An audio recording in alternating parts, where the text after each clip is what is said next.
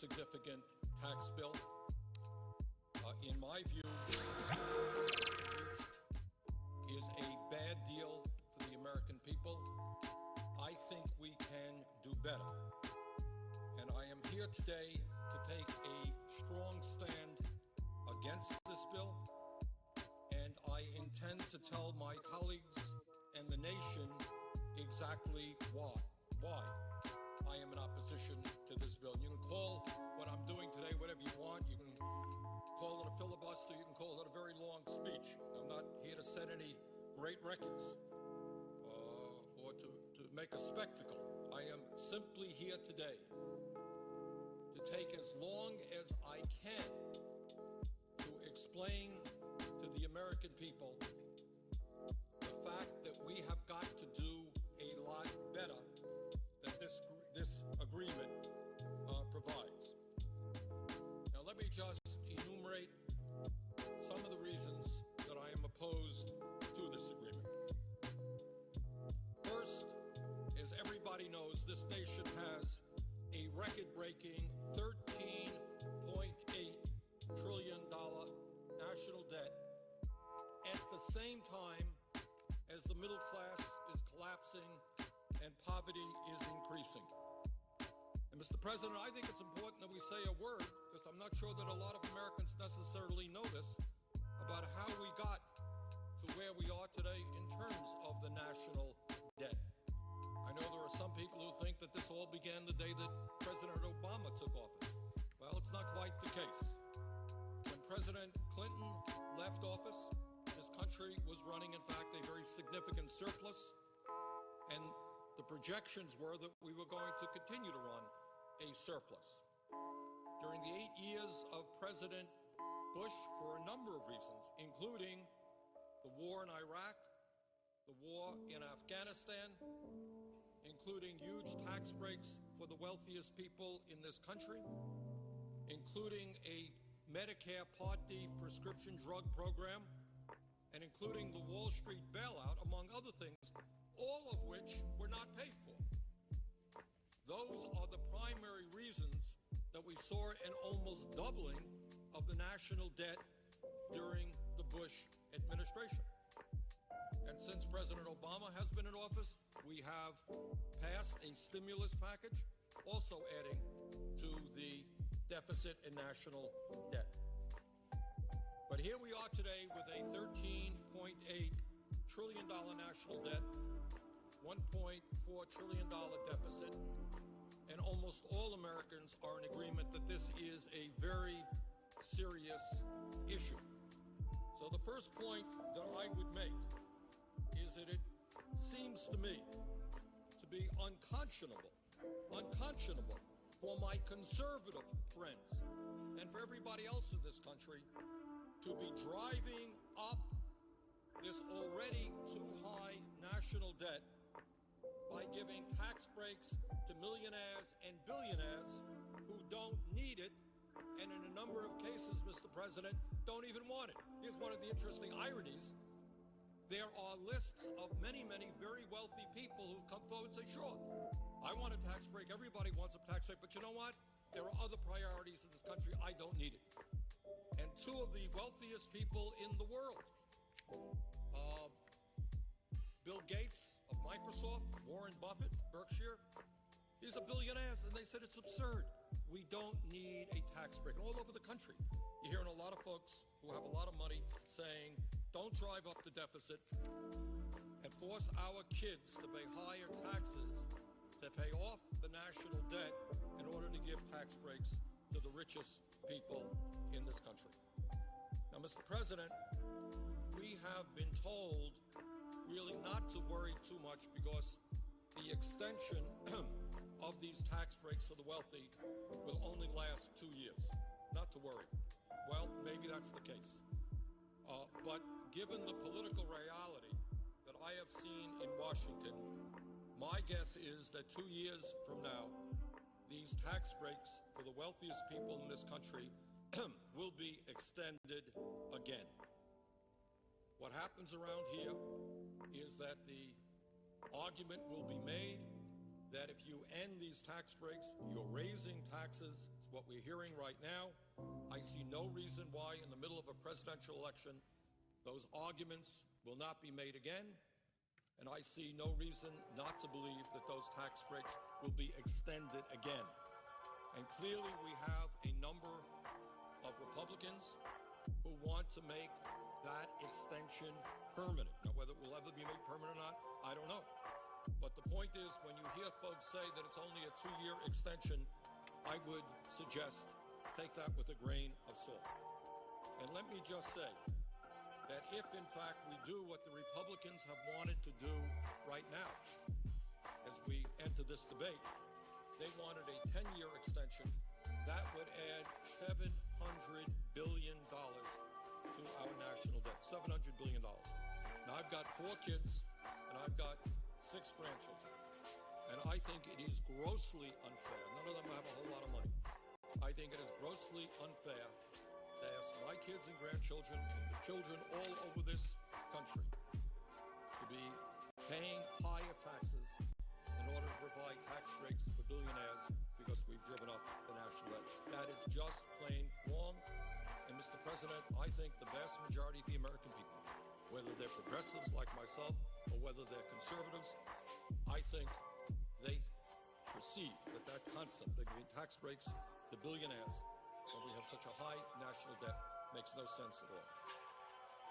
Furthermore, Mr. President, it is important to point out that extending income tax breaks to the top 2% is not the only unfair tax proposal in this agreement. This agreement between the President and the Republican leadership also calls for a continuation of the Bush-era 15% tax rate on capital gains and dividends, meaning that those people who make their living off their investments will continue to pay a substantially lower tax rate than firemen, teachers, nurses, carpenters, and virtually all the other working people of this country. And I just don't think that that's fair. That's wrong. And we are continuing, if this agreement were to be passed, that unfair arrangement. Mr. President, on top of all of that, this agreement includes a horrendous proposal regarding the estate tax. And that is a Teddy Roosevelt initiative. Teddy Roosevelt was talking about this in the early years of the 20th century. It was enacted in 1916. And it was enacted for a couple of reasons. Teddy Roosevelt and the people of that era thought it was wrong that a handful of people could have a huge concentration of wealth and then just give that wealth, transmit that wealth to their children. He didn't think that that was right. Furthermore, it was a source, a progressive and fair source of revenue. Under the agreement struck between the Republican leadership and the President, the estate tax rate, which was 55% under President Clinton, and let's all remember, we had problems with the economy under President Clinton, but very few will deny that during those years we were creating a heck of a lot more jobs than we did under President Bush. That's the fact. Over 20 million jobs under President Clinton. We lost 600,000 private sector jobs under President Bush. During the Clinton era, the tax rate on the estate tax was 55%. What this arrangement would do is lower that tax rate to 35% with an exemption on the first $5 million of an individual's estate, $10 million for couples. Now, here's the important point, Mr. President, that I think many people don't know, because I have to confess, my Republican friends and their pollsters and their language people have done a very good job. This is the so-called death tax. And I think all over America, people are saying, oh, this is terrible. I have $50,000 in the bank, and I want to leave that to my kids. And the government is going to take 50%. What an outrage. So let us be very, very clear.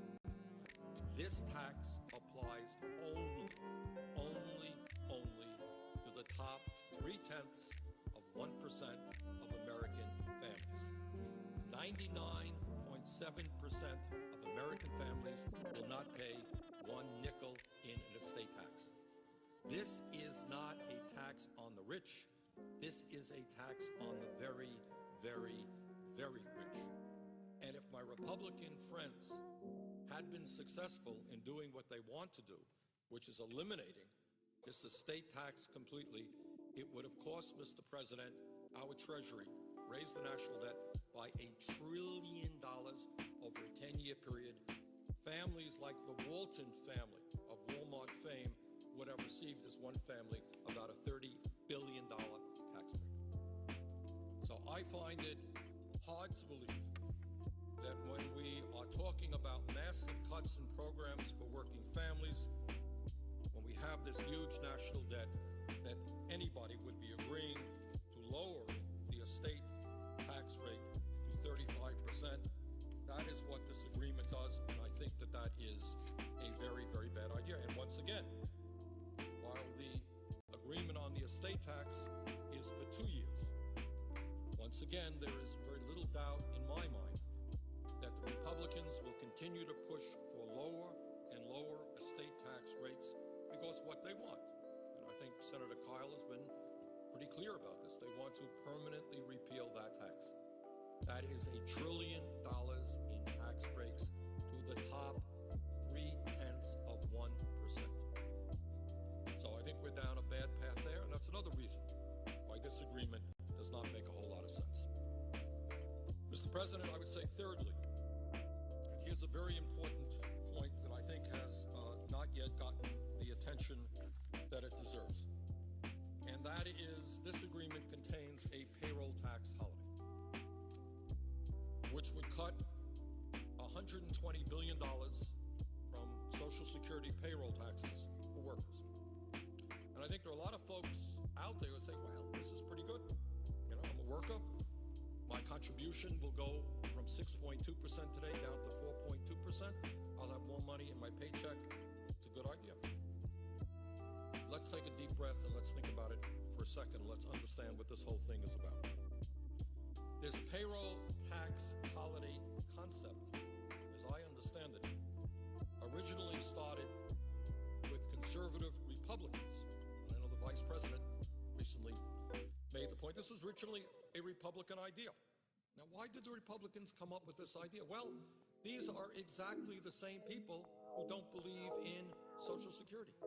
These are the same people who either want to make significant cuts in Social Security or else they want to privatize Social Security entirely. And here's the point. They understand that if we divert funding that is supposed to go into the Social Security Trust Fund, which is what this payroll tax holiday does. This is money that goes into the Social Security Trust Fund is now being diverted, cut back, in order to provide financial support for workers. But that is a lot of money not going into the trust fund. Now, what the President and others are saying, well, not to worry, because that money will be covered by the general fund. That is a very, very bad and dangerous precedent, because up until now, what Social Security has been about is 100% funding from payroll contributions, not from the general tax base. Now, once again, this is a one-year program. The loss of revenue is covered by the general fund. But we have a $13 trillion national debt. How much longer will the general fund put money into Social Security? Is it a good idea for the general fund to be doing that? So I would argue, Mr. President, that this is not a good idea. This is a very dangerous step forward for those of us who believe in Social Security. But this is not just Bernie Sanders saying this.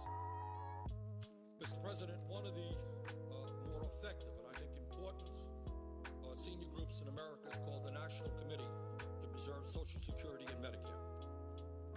They have, I don't know exactly how many, but they have many, many members all over this country. I know they're active in the state of Vermont. And I want to read to you from a press release that they just sent out the other day. And this is the headline on it, from the National Committee to Preserve Social Security and Medicare. Cutting contributions to Social Security signals the beginning of the end. Payroll tax holiday is anything but. And this is what they say. This comes from now Barbara Kennelly. Barbara used to serve in the House of Representatives. I've known Barbara for years. She's now the president and CEO of the National Committee to Preserve Social Security, one of the strong senior groups in America. And this is what Barbara says, and I quote, "Even though Social Security contributed nothing to the current economic crisis, it has been bartered in a deal that provides deficit-busting tax cuts for the wealthy. Diverting $120 billion in Social Security contributions for a so-called tax holiday may sound like a good deal for workers now, but it's bad business for the program that a majority of middle-class seniors will rely upon in the future." And that's what the National Committee to Preserve Social Security and Medicare says about that agreement, and I agree with them. So for all of us who understand that Social Security is life and death for tens of millions of Americans today and will be vitally important for working people as they reach retirement age, that we understand that Social Security has done a great job. You know, Mr. President, a few minutes ago you were on the floor talking about the strong work that our federal employees do, and you're absolutely right.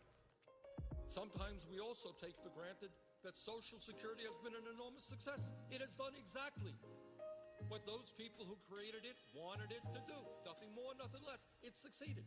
It has taken millions and millions of seniors out of poverty, given them an element of security.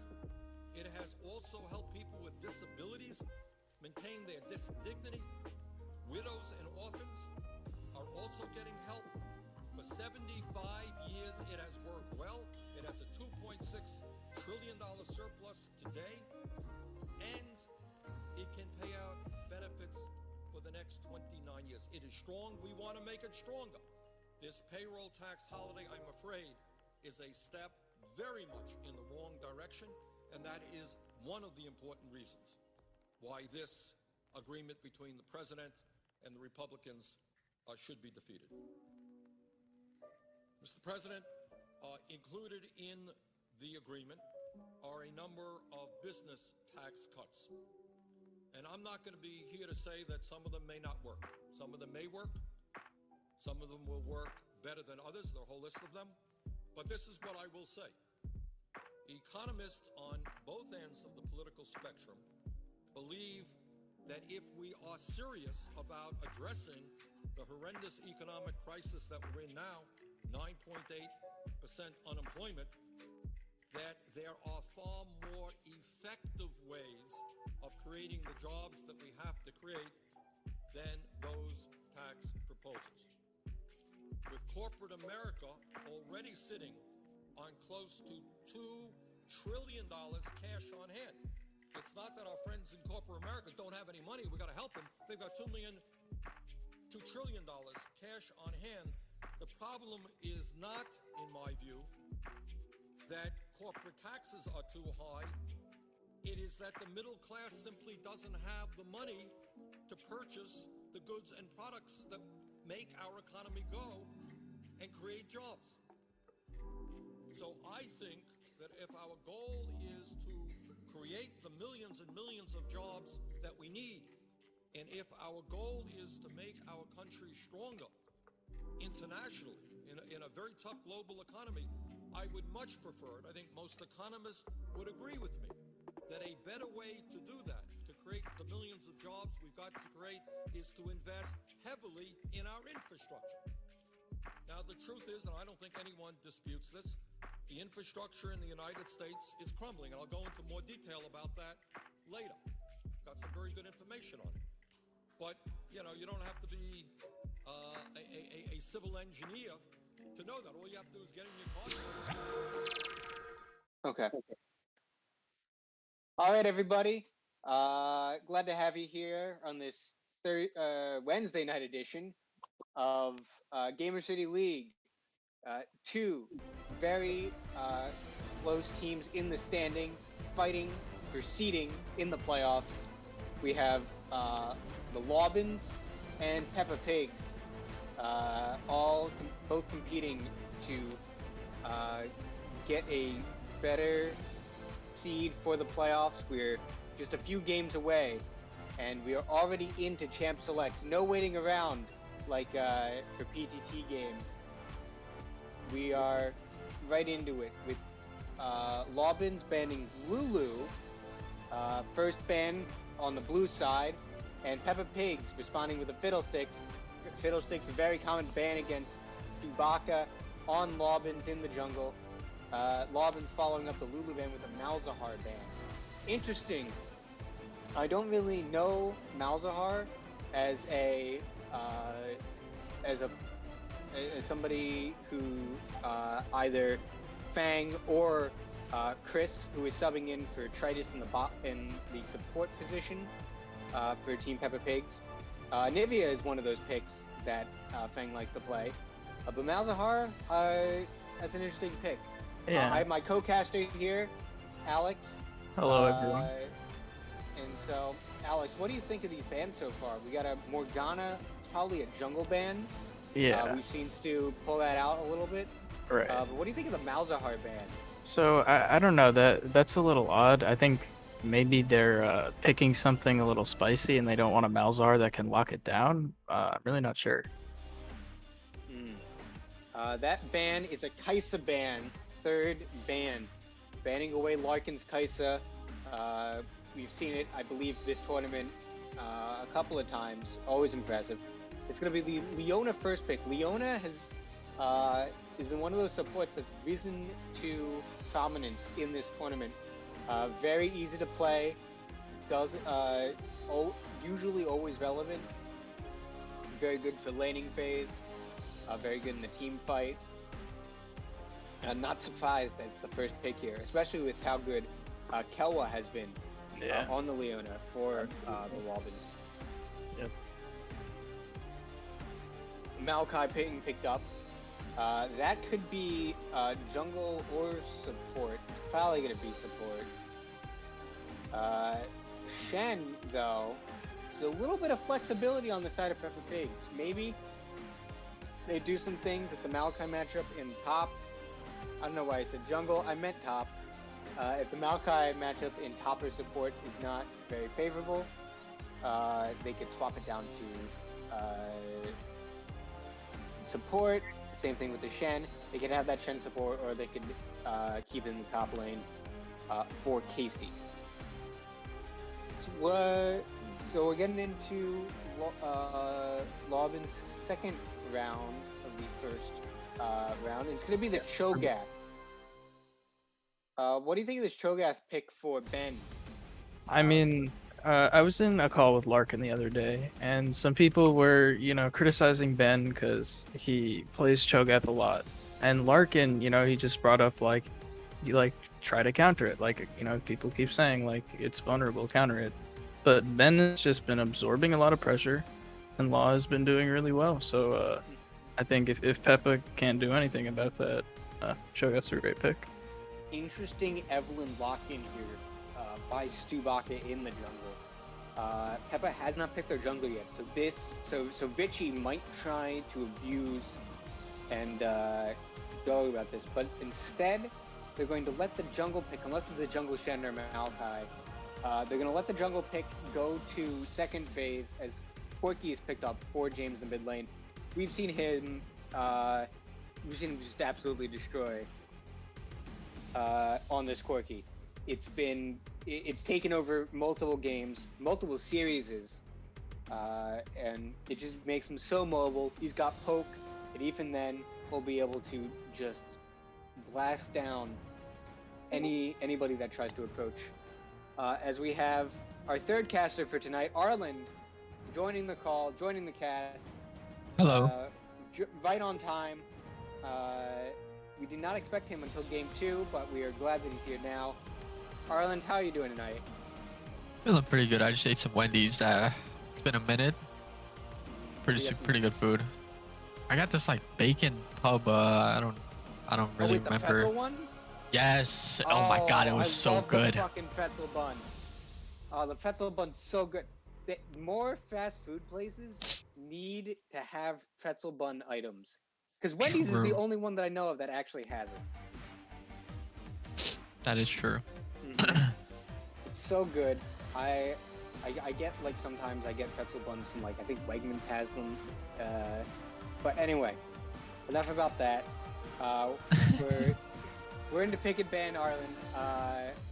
If you can click on the spectator link, you'll see that Lawbins have decided to ban Gragas and Kindred, 2 jungle picks, while PEPPA is targeting both mid and bot with a Katarina and a Twitch ban.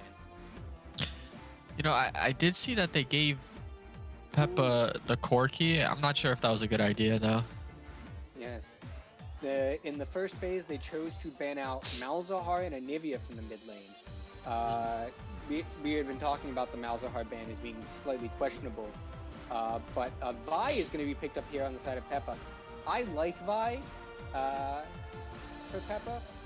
Last time that they pulled it out, it was not very... it didn't show up very well, but it's going to be Larkin's Jinx. Now, Larkin has been incredible on this Jinx. Jinx, known as an immobile carry, however, that does not seem to have deterred Larkin. And they are going to go this double 80 carry composition once again. Oh my god. Arlen, why don't you talk to us a little bit about the strengths and weaknesses of this double 80 carry comp? In their recent matchup against PTT, they ran this in both games, ending in a 2-0. That is true, yeah. Well, the Jinx pick is really good, right? Jinx right now is a solid ADC, great pick. You know, off a kill, her excitement can really turn the tide of any battle. The Kog'Maw mid, however, you know, that is not a bad pick, but I feel like too immobile as a mid laner, too susceptible to ganks, very squishy.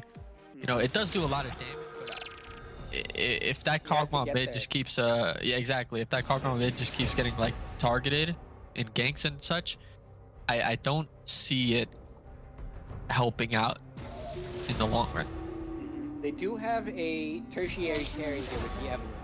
So if the Kog'Maw does fall behind, it's not the end of the world. But I'm worried about Kog'Maw going into this matchup against James' course. James Fang is one of the top mid laners at this tournament.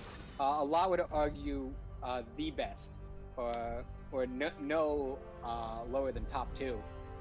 And so I'd like to. I'm interested to see, as we do have the Shen confirmed top lane, it will be the Maokai support. Oh wait a minute. Hold on. Hold the phone. Yeah, it's actually Varus. James is playing whatchamacallit, ADC. And they have Chris as their substitute mid laner. No, Chris is support. No, Chris is mid. They have Janna as support. Did they switch their team up? Yeah, they did. Okay. I apologize because I did not see. It's also different from the roster for this match. Okay. This match, their jungle and mid are swapped, but their original jungle, who is playing mid this game, is not here, so Chris is playing mid. Okay, so Chris is mid lane. Try to here, Joey. Yeah, yeah. So Chris is mid lane. Richie is still jungle? Yeah. Okay. Yep. And then Janna is support and Fang ADC. Okay. Sir. A little bit of roster shakeup. Could I trouble one of you guys to stream? Because I'm not in the lobby. I'll give it a shot. I'll do that. Alright, while you do that, I'll okay, there's 2 streams. I'll head to the bathroom real quick. Okay. So yeah, we have we have Peppa Pigs. They dropped a couple of series straight. I believe losing to they lost to PTT and BCT. So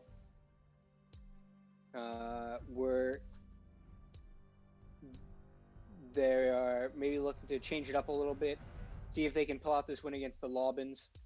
I will give everybody here a standings update, just in case they're unaware. Currently, in first place, we have BCT with 12 total points.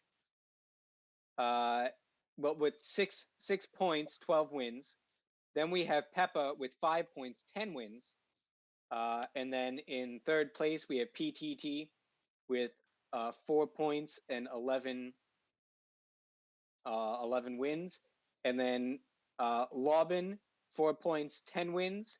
And then finally, the new team, which was have yet to win a single game after their newly formed team has played a couple of games so far, but they've yet to win a game so far. They have one series left against PTT, either this week or next week, and so we're gonna have to see if they can pull that out. So this is really big. If Lobins can win this. Oh, I'm getting word from our production team that predictions are just about to expire. So if you have not predicted yet, please go ahead and do that. We are going to have that Larkin body pillow available to you in just a little bit of time. So if you want to get your hands on some delicious, fluffy Larkin goodness, 10,000 thread count, by the way. Yeah. We don't go cheap here at Gamer City League. We go all the way.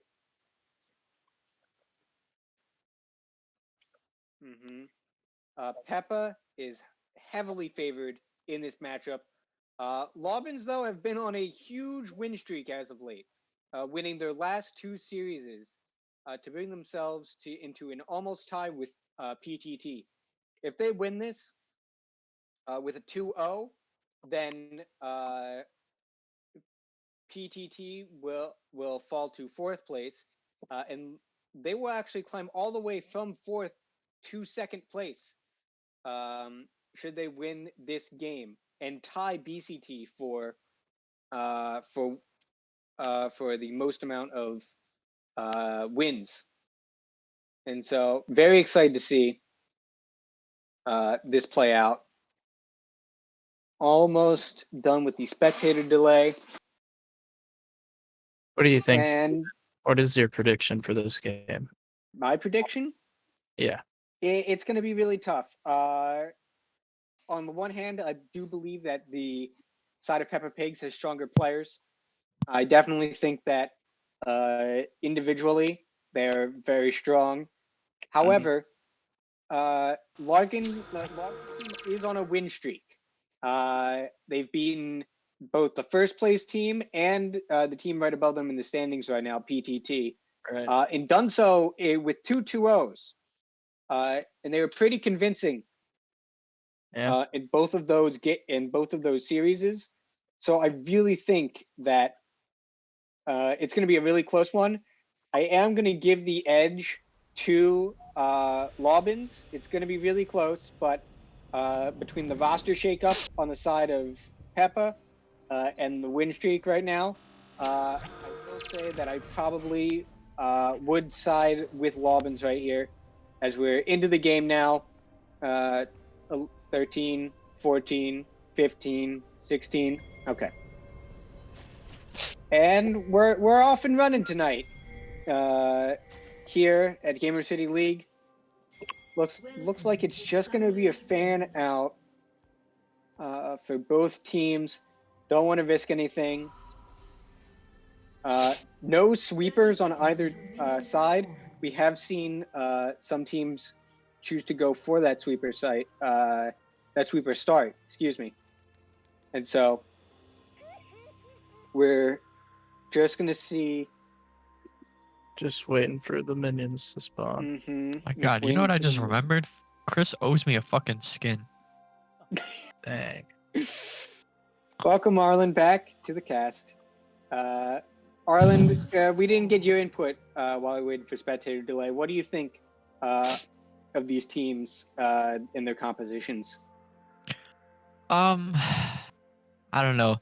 It's kind of tough because Team PEPPA, their AP is not really a lot, right? The Maokai will do a significant amount of AP damage, and I think Corky also does a bit of mixed. He does mixed. Yeah. It's like almost half and half. Yeah. Oh, and the Varus can actually go AP, so it's not bad in the end, actually. I think both teams, their team comps are actually really well. I'm kind of leaning towards PEPPA though because of the fact that their jungler is a lot more engagey, right? It's not really an assassin. Can also tank as well, so yeah, that's what I'm leaning towards. Yeah, I personally think this game is definitely going to hinge on PEPPA's jungler because I think if it gets to late game, Law's double AD is just gonna shred through PEPPA's tank line. Yeah. You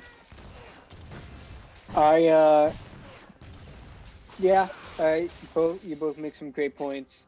I'm interested to see what build the Vi goes. Last time they went for a more lethality focused build, and it did not work out, to say the least.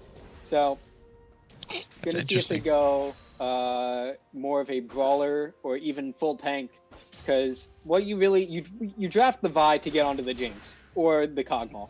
Here's Vi. Speaking of which, early game, there's Vi, and there Vi goes. It's pretty ambitious looking at level 3. Yeah. It is Vi though, and there is another gank in the mid lane. Looks like that one is also going to fizzle out. A lot of time that Vi is spent trying to get ganks off here. Meanwhile, in the top lane, Casey almost getting killed. It's going to be a double flash. That was pretty close. That was a good flash from Casey. But definitely winning out early for the side of Ben there. Ben, I will say, probably the most improved member at this tournament. True. He's definitely a far cry from just play Cho'Gath and hope you don't go 0-4. There's a gank by Stu. Janna is going to get stunned up. Wow. And that is a lot of CC and a lot of damage for first blood going over to the Leona. Good gank coming out by Stu. On the Evelyn, pre-6. Meanwhile, Richie still looking for a first gank to go right. Oh man. Honestly, it could have been worse. First blood could have been given to the Jinx. You know, they are pretty good about giving kills to Larkin, but I guess it just didn't end up working out that gank.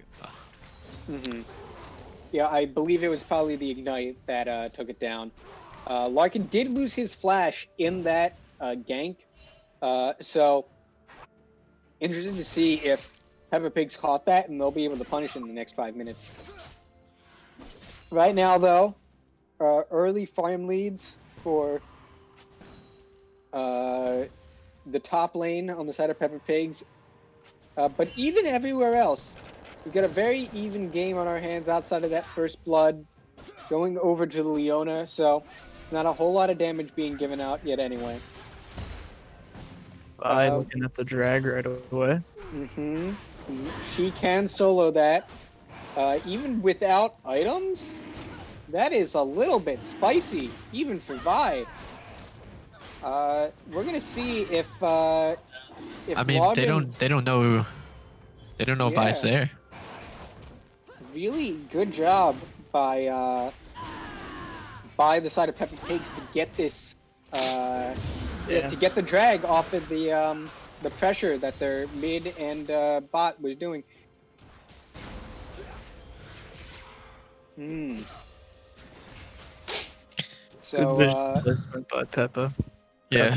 Boards in both sides of the river there. If I could really just stand there and take it for free. yeah, excellent vision coming out.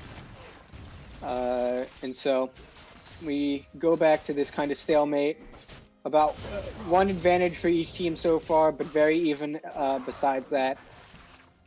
Some poke coming down. A lot of lanes both. Oh, it's going to be the E from Kelwa onto James. James just going to try to cut it out. They have the flash on the side of Kelwa. James is just losing all of his health. Stu's coming in. They're going to clean up Jana at the very least. Stu getting that one. And Vi late to another gank. We said that it might come down to the jungle and Vichy on this Vi. And so far, it has not worked out. Stu has gotten off 2 very good ganks. 100% kill participation so far. And we just haven't seen the same from the side of Peppa Pigs. Yeah.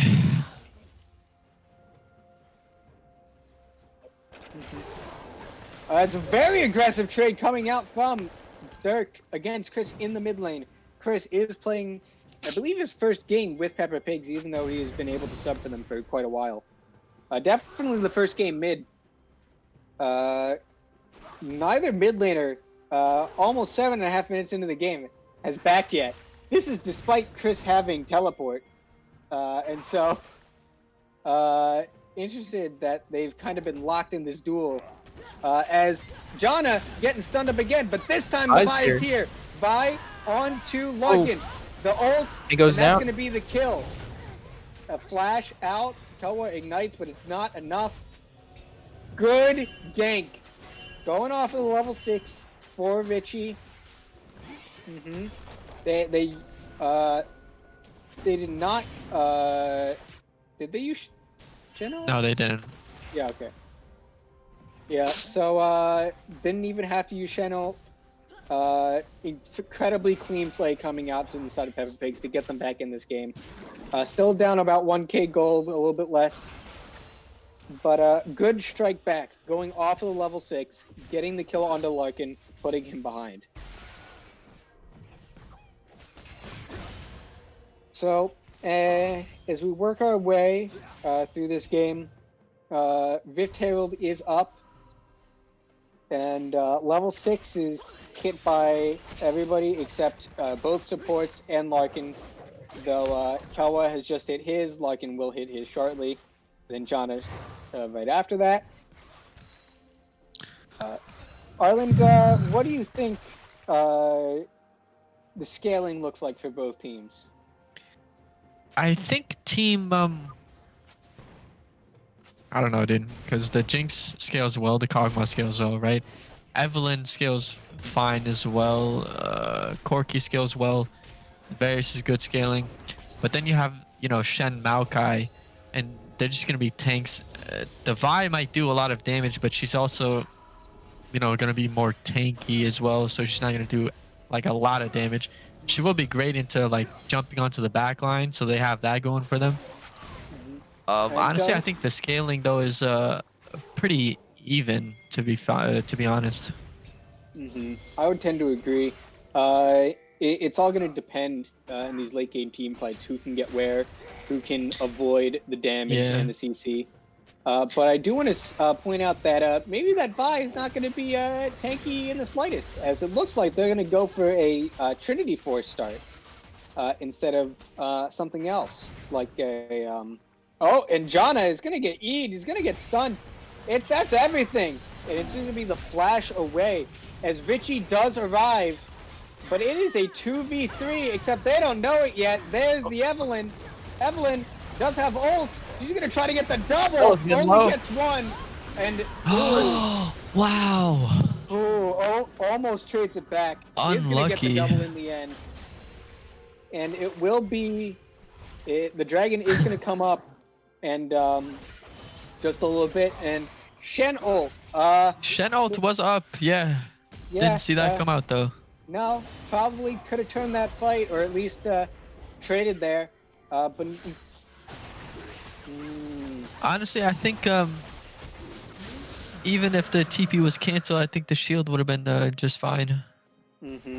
Yeah, Cho'Gath is really good at canceling those Shen ults, cross map plays, and so. I think we need to see Chris start roaming more with the Corki. Definitely something he could be doing. James looks like he's just gonna go for the 1v1. He's gonna win it. Larkin kind of feeling himself there. I don't know why he was Yeah, he was 0-2 before that. Had flash, had sums. Chooses that, hey, Casey isn't using his abilities, and so might as well make it even, not use mine. It's only fair. Three-man collapse on Kog'Maw middle. It's just Corki Jello. Oh, it looks like they're finding They Stu. do see Stu, but with the Kog'Maw to back up the Evelyn there, it is just going to be a blast cone out. As we see a lot of rotations, we've got a lot topside. That's the solar flare. That's a huge get onto the Corki, and Janna is going to be the sacrificial lamb. But oh no, Corki gets the huge shutdown, and in the top lane, it's going to be Ben going down. Going to give that over to the Vi, who's still building damage, and it's going back even. It's back and forth this game. Lawman's maintaining a slight lead, but that is a huge, huge shutdown. That Evelyn had 4 kills for the side of the Lawmans, and that Corki is just gonna eat that up, and they're gonna look for a little doggy next on the menu. That Kog'Maw is what? What just happened? Why'd he flash that way? Out. It is just going to be the flash, but that's a lot of damage. Finally, Casey uses the R key. He's going to be here, but it's the ult coming out from Stu. It's going to be great, and it might be a slaughter for the side. Larkin's coming. Pig. There's one. Larkin's picking up his first kill. Casey just going to get solar flare. There's no reason they shouldn't give this over to Larkin or Stu. Stu 6-1 on the Evelyn. Wow. And just like that, it's a almost a 2K gold lead, and they thought they might not be done, but they are, at least for right now. Ooh, 2K gold lead just about for the side of the Lawbins, and with 1 kill going on to the Jinx, that and the Evelyn now really getting a ton of gold. It's going to be interesting to see.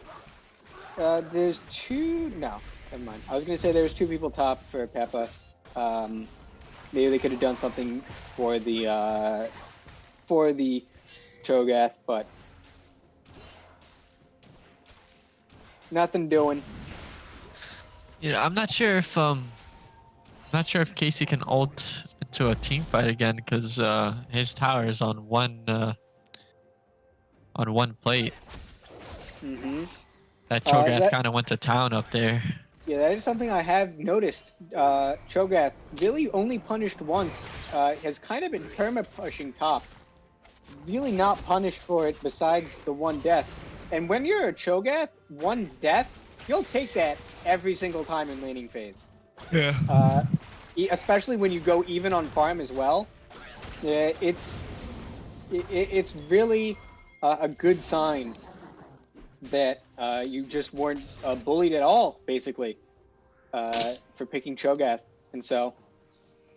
I'm not sure about this mythic item that Stu built. I'm pretty sure Night Harvester is a lot better for Evelyn. So, if you have trouble getting to the backline, then it's really good, the Proto Belt. But... Yes.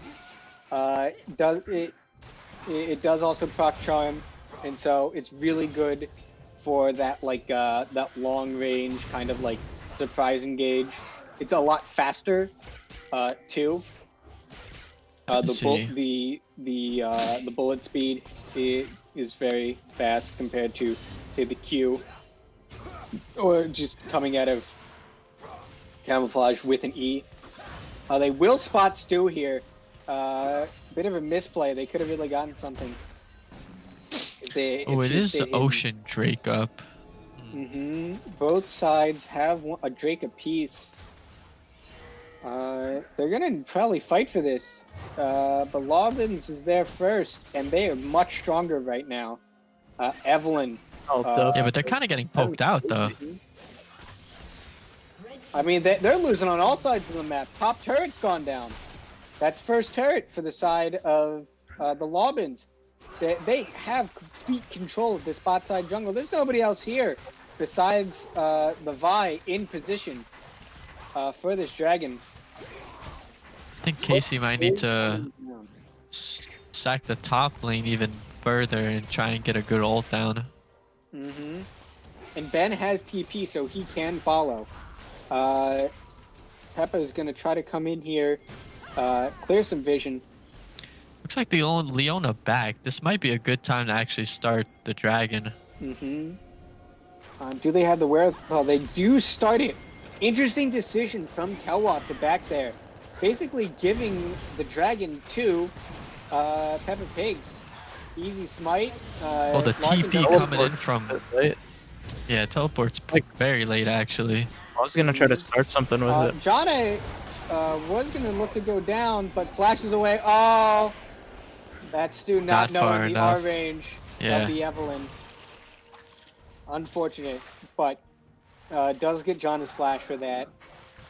And so, Peppa Pigs, despite being down gold there, does come out ahead with the drag. So, really good play from them. Questionable decision, though, from Kelwa to... goes in, making another questionable decision. And so, that's the... Oh! The flash follow! The tower died. Oh, that is why you picked Vi! Incredible play from Mitchie. And after a couple of misplays in the bot lane, they're going to... Oh, Stu's here! Stu about to make it 3 misplays in a row for the Robins. Oh my god, that was actually a really big swing for Team Peppa Pigs. I know. The gold is only about 500 difference now. I don't know why Stu was making that play there. She had no ult. She had flash, but what? You maybe get 1 or 2 at most kills, but then you're giving your life. Yeah, I'm not sure if that's worth at all. Yeah, definitely questionable plays by the side of Lobbins. We're going to see if they can bounce back, though. As now the Trinity Force, almost every single mythic completed. Interesting that Dirk in the mid lane chooses to go Phantom Dancer Rush as James. I don't know who wins that. It's going to be the Leona that eventually takes that kill. James unlucky. Throwing it right back to the Lobbins. Thought he could 1v1 there. Vichy getting out. But yeah, I guess that Phantom Dancer really paying dividends, giving him the extra move speed to kind of kite and maneuver around James's Varus right there. And so maybe a little bit extra crit. That is, he actually hit that. That was a little, hitbox was a little strange for me. He's gonna hit Pierce there, but he just walks out. That's a very chanky Cho'Gath, by the way. We're gonna do a stack check, 6 stacks so far. His minions are all done, so he's only got champions and dragons and barons on the menu now. As Baron is up, we have just crested 20 minutes. Interested to see what kind of priority. 0 priority, interestingly enough, was put on the... Oh, Vichy is going to catch Stu here. But it might be Vichy the one who's caught. Out. Is going to have to kill. flash out. The ult. No kill. She did have to flash away from the Jinx rocket, I'm pretty sure. Oh, really? Richie did have to expend his own flash for that, and Stu only expending the ultimate. But it was very cheeky kind of catch onto the Yeah, it's very close. Onto the Evelyn there.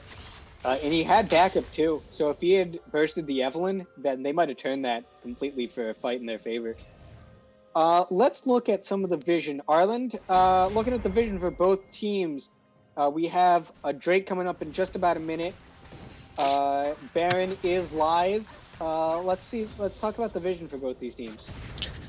Well, Kelwa's vision score is actually outstanding right now. 45 vision score, the highest in the game by far. Next closest is their jungler, Stu, with 29 as of right now. I would say that it's a pretty big vision diff. 19 vision score from the Vi, 26 from the Maokai, Larkin, yeah, Larkin actually in double digits with 22. That's amazing. His highest by far. This might be the highest of the season already, and we're not even playing mids into this game. As Ben, being punished for having the lowest vision score in the game, both literally, figuratively, and as a joke. Say dying there to the Vi. Yeah, I'm not sure why he would walk to the wall, because even if he expends flash there, I'm pretty sure Richu just follows with his Q. Yeah. And that death might open the door for PEPPA to capture Soul Point here. They are currently very well positioned for it. They have a Cosmo on the backside. They're saying, like, wait a minute, this dude is alone! And that's Vile, and that is one dead puppy. Very sorry to hear that. Ooh, the TP sad. coming in. It is a TP coming in from Cho'Gath. He is going to get rooted up, but he's just going to walk out. It is right now just a one-for-none trade for the side of Peppa Pigs. And they're mid lane. Looks like they're going to grab the turret instead. They're actually pushing too. They know they can't really take the dragon because they have the vision on there, and now they're rotating because they see they started out the dragon. Yeah, but they just got that mid lane turret for free. Really good job, really good wave management, and they're gonna get this dragon. It is going to be Peppa Pigs going onto Soul Point, and really a fantastic job. Early game was a little bit slow. Lobbins looked like they had the edge, but they have battled back. Peppa Pigs has, and now this is an even game. Gold is slightly in Lobbins' favor, but they have drags to easily make up for that difference. Yeah, I would say Peppa Pig's mid game as of right now is a lot better than Team Lobbins. Team Lobbins' early game was phenomenal, but they're kind of slowing down and they're starting to make mistakes. They kind of needed to ride the momentum that they had in the beginning. Yeah. And they are still... Go ahead, Alex. Thanks. Peppa's doing a really good job of moving together and keeping people who are safe alone. And people who can get to the fight, like Shen. And it's just those mid-game mistakes by one player being alone, Peppa making the call, getting the pick. Yeah, definitely. And this is even with the vision diff. And so with less collective vision, Peppa Pigs are making these plays. And so I wonder if maybe shot calling on the side of Lobbins is a little bit shaky this game. They can't really make plays. Making plays, that's just going to be the flash from Janna. Oh, that's the solar flare. They could catch Janna here. That's going to be the ult from Janna. Oh, but she's going to go back. She's not going to live. But that was a tricky play there. Oh, but you know who else isn't going to live? It's the Evelyn getting caught on the side. They are just going to walk out, but because they didn't want to miss the rotation. Good catch, really good pick from the side of Lock-ins. They turned that into the mid tower. Yeah, it seems like Janna's a focal point right now for Team Lobbin. They kind of get picks off on her early, although these picks don't really do much, right? Like, sure, they get a kill, but these picks don't come when major objectives they got the are tower up. off of that. Yeah, they might have gotten the mid tower, but they're still, the turrets are whatchamacallit, even. But the bottom turret and the mid turret are gone for Law's side, which is a lot better for Team Peppa. Because that bottom side is open up, and they are on soul point, so they do need this next dragon. Mm-hmm. Yeah. That is a very clutch observation. I don't know exactly what that means, a clutch observation. Good observation, Arlen. But that Epic. they do have that advantage. Interesting to see that with this top turret, there's been zero pressure on Baron or Rift Herald this game. And with their top side advantage with the Cho'Gath, even though he's 0-2, he is even in farm, which is a win for Cho'Gath. Yeah, definitely. And so and the top turret's gone. And so they really haven't been using this top side advantage. Maybe it's just they're so used to playing bot side with Lycan as their main carry most of the time.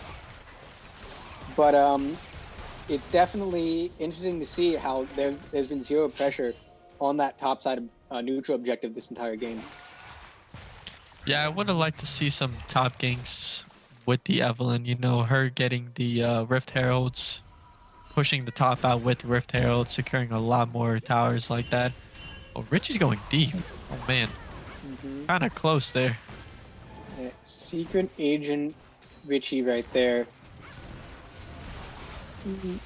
Towing the line between Int and Scout. I'm not really sure what's going on here, though. Like, the dragon is coming up in a minute. Yeah, they're playing vision right now. Kewa is getting a lot of vision. Richie is going to go in, but The teams are following up. good. He is just going to flash out. Oh, and it's going to be gets the a flash by Stu. That's a good Maokai ult, but unable to do anything. Good Maokai ult just to disengage. They still have 30 seconds for this dragon. They are going to give up topside turret for this. Definitely. And now with Evelynn flash down, they did get Vichy's flash off of that and the Maokai ult, but They got Leon ult as well. I think PEPPA might look, you know, this could be good for them. yeah, but both mid and top are pushing. I wonder if PEPPA just stalls this, gets more towers. They are onto the dragon. Oh, it looks like they're giving it up. With the Cho'Gath consume, they do it incredibly quickly, but They they're gonna lose mid. for They are really close to losing bot. They have to use the Cho'Gath TP for it, and they do save it, but they lose mid off of that, and that's for a second dragon, and that's what the Dragon Prio really does, and getting that last dragon does for Peppa Pig, is it allows you to make that play. Yeah, definitely. Good macro coming out from them as we settle back into a lull. Very, very even game. Tower advantage for the side of Peppa Pigs. Gold and subsequently farm advantage for the side of the Lobins. I really want to see some more. I really want to see some more pressure on this Baron from either side. But maybe a little bit more so Peppa, only because they have the advantages right now. They have 2 turrets mid down. They have top tower down, top outer, and so really want to see them go into Robin's topside jungle and play some wards, get some picks, turn on to the Baron. Looks like they're posturing around Baron. Just They're getting the some vision for it, yeah. Looks like Kog'Maw stepped way too far forward here. Easy pickings for Vi. Ooh, gets the flash. Yeah, that is the flash from the Kog'Maw. And so they get that, and they do have the inside track to mid lane. If they want to push this, it looks like they do. Don't know why they wouldn't just go and just Baron vision here. Vichy is there. He's going to spot them out. But it is a just all-on mid-push from the side of Peppa Pigs. Oh, but they're going to get Stu in the middle. Down. They're going to get the Kewa looking low. the Stu when they try to get then Kewa Or is down. can Lycan can't get the kill. He's going to get it posthumously. But there's the Shen shield. Wait, does the And Maokai that's in sprout? him. That No. is in him. And then maybe the Baron for the side. Oh, wait, no. They don't end here, do they? No, I don't think they I can. think they go straight to Baron. It is going to be the inhib. It is going to be the Baron. Because the Kog'Maw is still up, he can likely. definitely catch this wave. Uh-oh. Janna looks like they might give away their life for no reason. Just walking in a straight line. And they will get the pick off. Damn. That's tough, actually.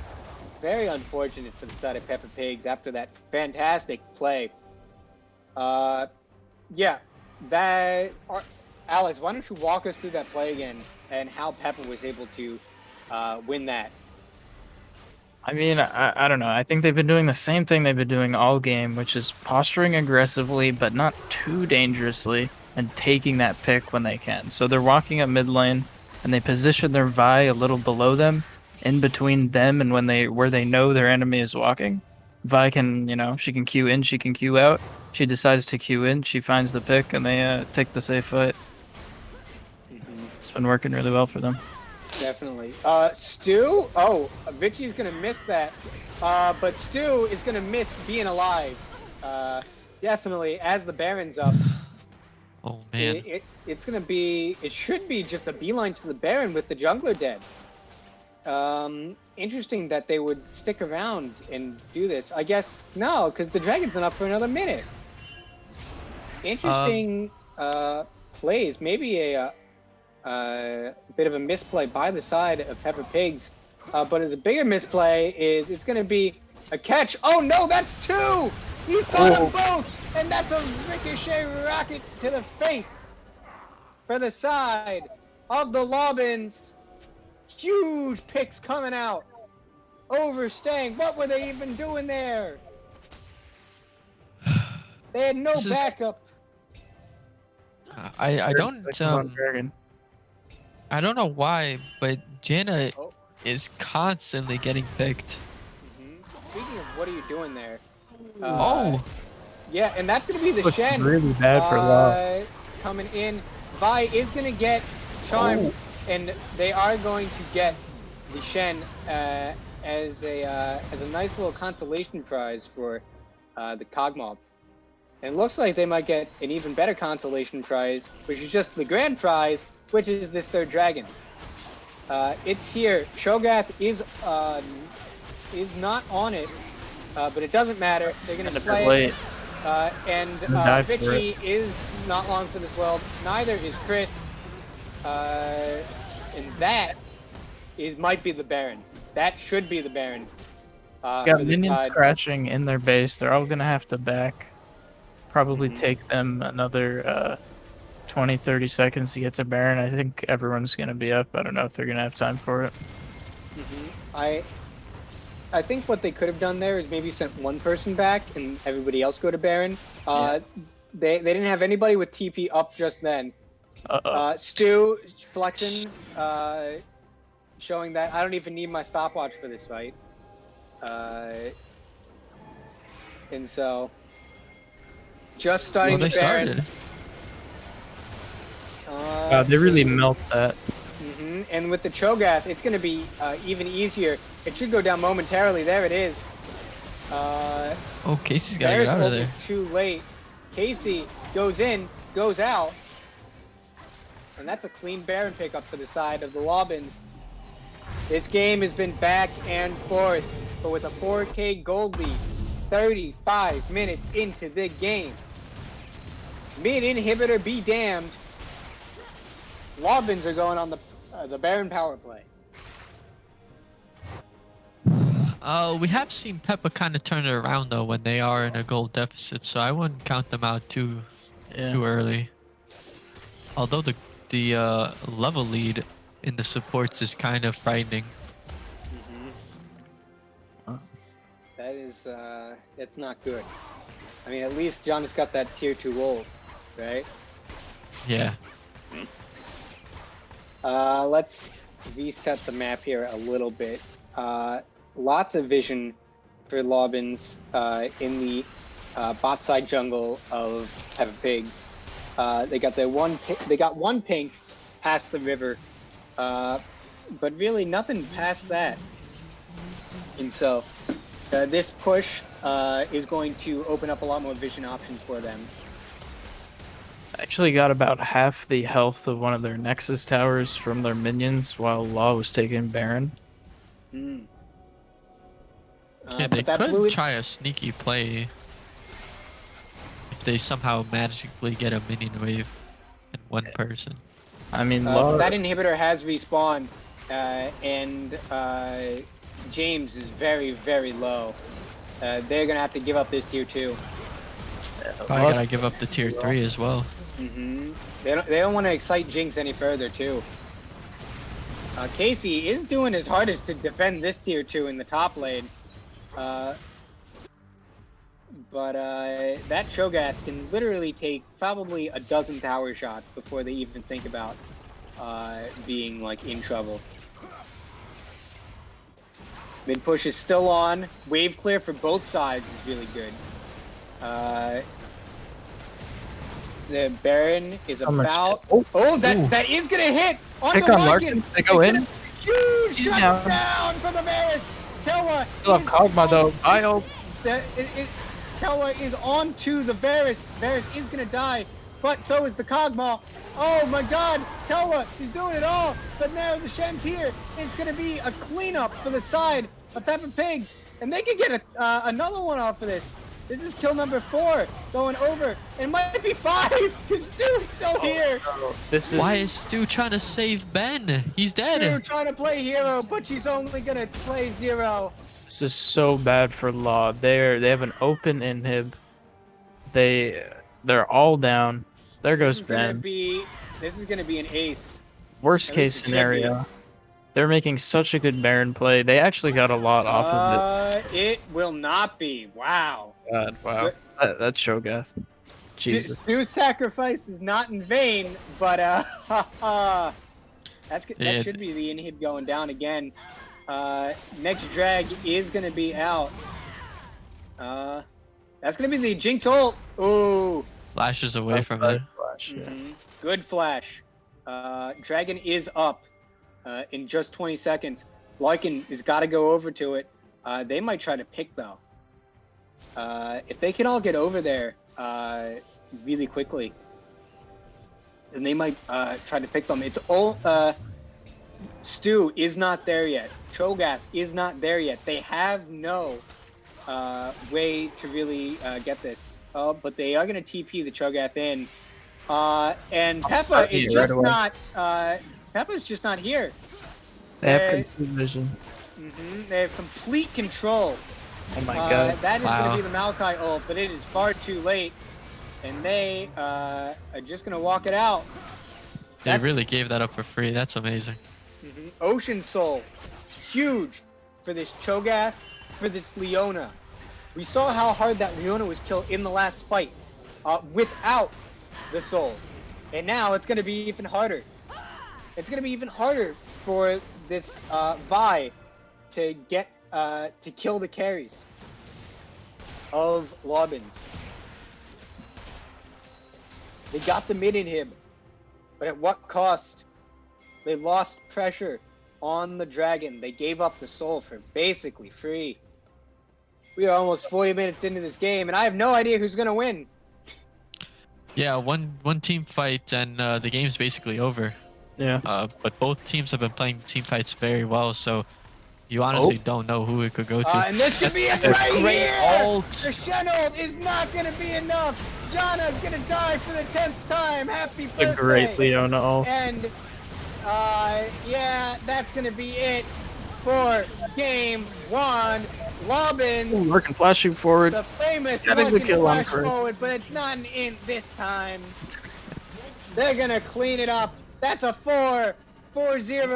That is game 1 going over to the Lobbins. And we are headed for game 2. It's going to be a treat. I'm excited. Wow. That Cho'Gath right at the end, just completely immune to tower shots. I think they had one minion when they were walking in there right at the start. Doesn't even matter. Very good Fantastic game. Fantastic game from the side of the Lobbins. Back and forth, back and forth, back and forth. But eventually it was that vision diff it was that vision that allowed them control of that dragon. And when they were start, doesn't even matter. Mm-hmm. Very And that's going to do it for game one. We will be back soon for game two. But don't go anywhere. We got a very exciting series for you. Game two of Lobbins and Peppa Pigs coming right up.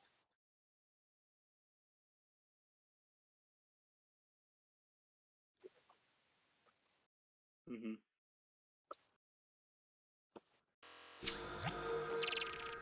Tax proposal. Mr. President, as I think everyone knows, the President of the United States, President Obama, and the Republican leadership have reached an agreement on a very significant tax bill. In my view, the agreement that they reached is a bad deal for the American people. I think we can do better. And I am here today to take a strong stand against this bill. And I intend to tell my colleagues and the nation exactly why I am in opposition to this bill. You can call what I'm doing today whatever you want. You can call it a filibuster. You can call it a very long speech. I'm not here to set any great records or to make a spectacle. I am simply here today to take as long as I can to explain to the American people the fact that we have got to do a lot better than this agreement provides. Now let me just enumerate some of the reasons that I am opposed to this agreement. First, as everybody knows, this nation has a record-breaking $13.8 trillion national debt at the same time as the middle class is collapsing and poverty is increasing. And Mr. President, I think it's important that we say a word, because I'm not sure that a lot of Americans necessarily know this, about how we got to where we are today in terms of the national debt. I know there are some people who think that this all began the day that President Obama took office. Well, it's not quite the case. When President Clinton left office, this country was running, in fact, a very significant surplus, and the projections were that we were going to continue to run a surplus. During the 8 years of President Bush, for a number of reasons, including the war in Iraq, the war in Afghanistan, including huge tax breaks for the wealthiest people in this country, including a Medicare Part D prescription drug program, and including the Wall Street bailout, among other things, all of which were not paid for. Those are the primary reasons that we saw an almost doubling of the national debt during the Bush administration. And since President Obama has been in office, we have passed a stimulus package, also adding to the deficit in national debt. But here we are today with a $13.8 trillion national debt, $1.4 trillion deficit, and almost all Americans are in agreement that this is a very serious issue. So the first point that I would make is that it seems to me to be unconscionable for my conservative friends and for everybody else in this country to be driving up this already too high national debt by giving tax breaks to millionaires and billionaires who don't need it, and in a number of cases, Mr. President, don't even want it. Here's one of the interesting ironies.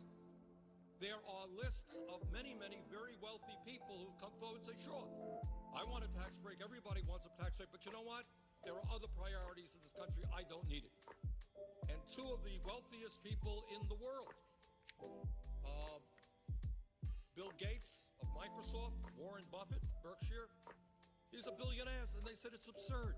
We don't need a tax break. And all over the country, you're hearing a lot of folks who have a lot of money saying, don't drive up the deficit and force our kids to pay higher taxes to pay off the national debt in order to give tax breaks to the richest people in this country.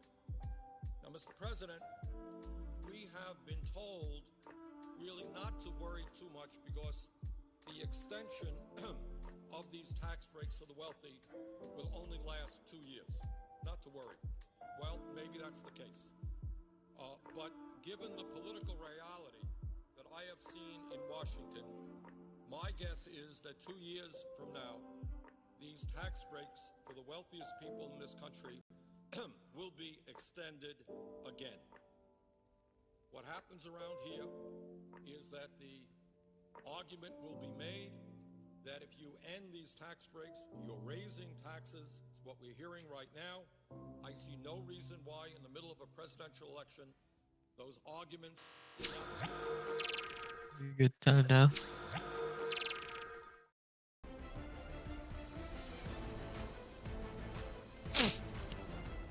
Alright, looks like Peppa Pig's banning the fiddlesticks out for Stu. The Lulu ban off law. That's a weird ban. I'm not sure who plays Lulu on Team Peppa Pigs. Neither do I. They banned it last game too. I mean, it ended up working out, but Yeah, I'm not sure about that. Honestly, I would think they might want the Lulu because they played the Kog'Maw mid, and Lulu Kog'Maw is actually busted. They banned the Jinx. Putting respect Finally, on Larkin's this Jinx. might be the first Jinx ban I've actually seen against the Lawbins. Another Malzahar ban. What is Yeah, I'm with not the sure what that's Malzahar about. ban? Like, Chris, the Kog'Maw band's actually really good as well. I like that. Even though the Kog'Maw mid is weird because it really shouldn't be working as well as it does. Mm-hmm. But yeah, I know Chris does play some Malzahar, but I still think it's kind of weird that they banned it. They banned the Anivia as well. Does Chris Same play ban as Anivia? last time. Peppa though, changing it up. They're basically saying, Lawbins, yeah, you're gonna have to beat us some other way. Yeah. It's gonna be the first pick, Leona. On Power Team pick. Peppa's side, that's actually pretty good. They take a strong pick away from Law. Mm-hmm. Leona's all around a great champ as well. Really solid engaged. The Cho'Gath, of course, coming in. Morgana. It will be the Morgana, most likely jungle. Yeah. Morgana jungle is actually really good too. It is. Let's see what Team Peppa picks. It can They be do have punished, top though. lane and jungle picked out, so they might look to counter those two lanes right now. Mm-hmm. No, but looks like they're gonna go mid lane, pulling out the Syndra for Chris, most likely. I don't see how it Yeah. can go anywhere else, but Syndra's a good pick, all around nice for CC. so fun fact: if this is ADC right here, they will have picked everything. Okay, they will have mirrored 0 picks so far, but it will be Shen in the top lane for Casey there. Casey forgot that he was Shen for the first couple of minutes of the game, but then he turned it on.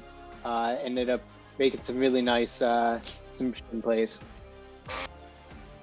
You know, I really wish people would pick more aggressive top laners.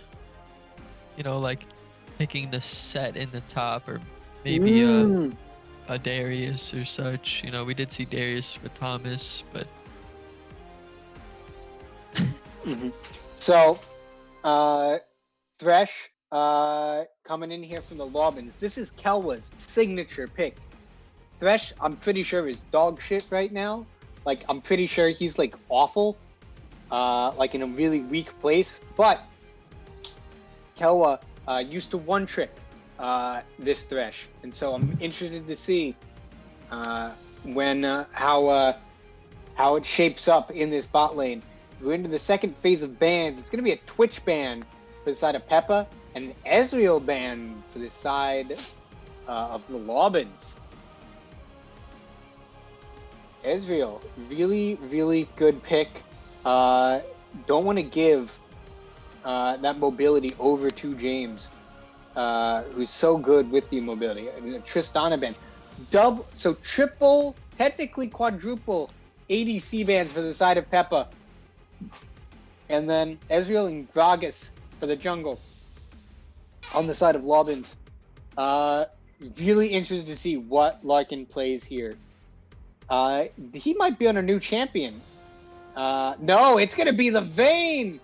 They thought they got all the mobile hyperscaling champions, but they missed one. And they missed one of the most important ones. We're seeing Larkin's Vayne in game 2. And James is like, I'm just gonna go back to the Varus. Interesting pick to go with the Varus, but he did have a really good play onto the Jinx in game 1. And so it's also going to be the Amumu for the side of Peppa Pigs. Just waiting on the mid laner here for the side of Lobbins. They could go a whole bunch of different things here. Katarina is something that that Dirk has played before and played well. Silas is another one that has been very popular, and it is going to be the pick for the side for Lobbins, for Dirk in the mid lane. And so, really interested to see how this game 2 goes. We saw a lot of back and forth in game 1. Very good game. If you are just tuning in and you have not seen game 1, definitely go check it out after you watch this game, of course. And so, really, I'm really interested to see what the game plan is here. Arlen, what do you think Lobbins can do to really build off the momentum of game 1, and what can PEPPA do to kind of get the heads on straight and come back and take us to a game 3? Well, based off the drafts, Peppa Pig has picked tank in the top lane, jungle, and support. So they're really leaning on their carries, the mid lane, and ADC. They do have a pretty big pick comp though. So I'm guessing they're trying to look towards grabbing a pick or 2 before every major objective and then just winning through sheer numbers. I think Team Law, they're probably just going to try and do the same thing that they've always done, is try and get leads early and then just build off those leads. It's just have the game go on for 40 minutes and then flip a coin?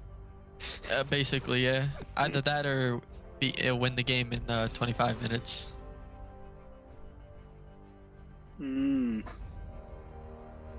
Yes, we do have some band trickery going on as we're in the actual champ select right now.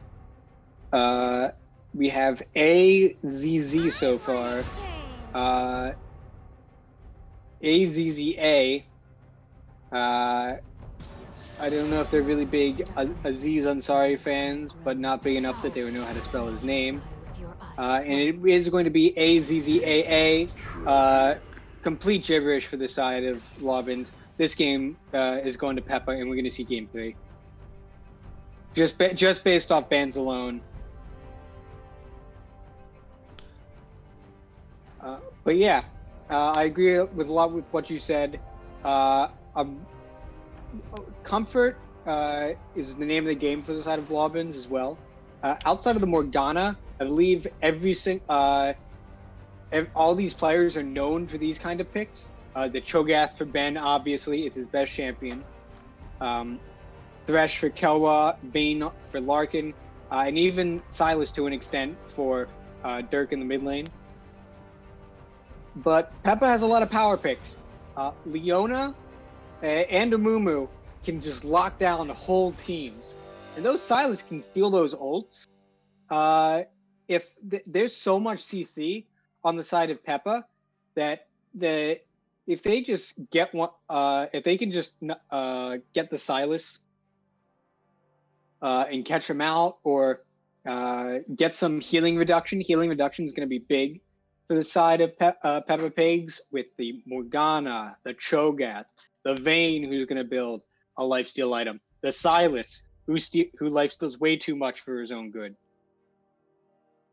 That's going to be a really key item pickup. I'm interested to see not only who picks that up, but when they pick it up, because we've seen some of those more like utility items like QSS, like Grievous Wounds, kind of fall to the wayside, especially when it comes to Peppa Pigs. So I'm definitely interested to see how this goes for them, as we are now on the spectator delay. Arland, you said that Lobbins is going to do kind of the same thing, kind of just stall the game out, build off of early game leads, maybe throw it in the mid game. But Peppa has really struggled to close out games this year. They've been up in a number of games, and they've struggled to put that nail in the coffin. Looking at their comp and then looking about how they match up with Lobbins' comp right here, how do you think they should really go about going and finishing these games? Or rather, what have you been seeing looking in game one, looking at your own game against them and others you've casted? What seems to be the problem? What is going to be the remedy for their late game closeout woes? Well, I think Team Peppa, they kind of focus in some games. They focus top lane a little too much. You know, I think they kind of need to shift the focus towards mid lane and bot lane, like heavy. You know, and try and just keep shoving ganks after ganks there. You know, it's kind of like, especially with a Mumu, if you gank mid, right? Let's say the gank fails, you kind of just circle the block, right? And you just keep doing that until a gank goes right. And that's what I Like think some that sort of they very should be sad and doing. depressing merry-go-round. Yeah, basically. Yeah, I don't want to interrupt you guys, but I'd just like to thank you, Adam and Telephone, for subscribing with Prime. With this, we've officially reached the goal that makes it so that I don't lose money when I send one of you a Larkin body pillow. Thank you. Pog! We have some wonderful news. We are now net even, or are we positive? Or are we even? We are even for the Larkin body pillow. We have hit our subscription goal. Thank you, everybody in the chat and that have subscribed. If you have not subscribed or you have a Prime subscription, please use it right now so we can get positive. And so, Maybe thank even you to go everybody. for 2 body pillows. Listen, what's better than 1 Larkin body pillow? 2 Larkin body pillows, especially when the first one gets overused, let's say. And so, thank you everybody for all the subscriptions and for tuning into Gamer City League. We do have quite a few viewers in the chat tonight. Say if you're in the chat, please drop your pogs, drop your golden larbs in the chat so that you can cheer on your favorite team, whether that be Peppa Pigs or that be the Lobbins. And so, yeah, really excited to see this game too, as we're just about to get into it. Early game, I really want to see Peppa Pigs show that they are the better players. I do believe that they are the better players, and I think that they really need to press their advantages and go for plays a lot more, as we do load in to Summoner's Rift just in a moment here. 1, 2, 3, 4, 5. Yeah. All right. 10, 11, 12. All right. Game 2 of Peppa Pigs versus the Lobbins.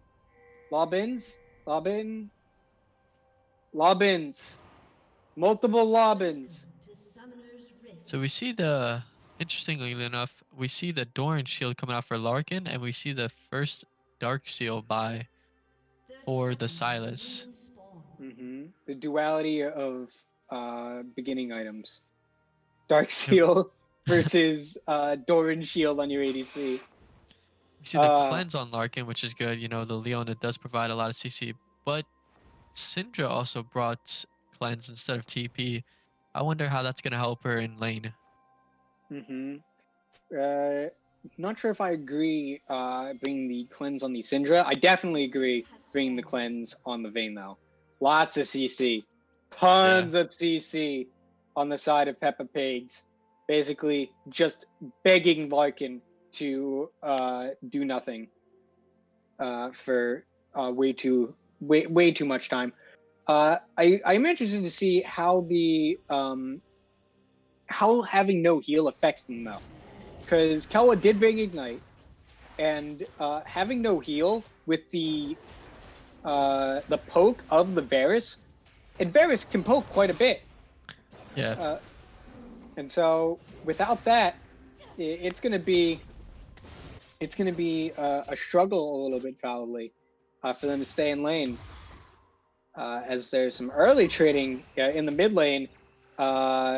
Dirk going a little bit deep, taking about half his HP bar. We're not even 2 minutes in yet. Well, we're just over 2 minutes in, but who's counting?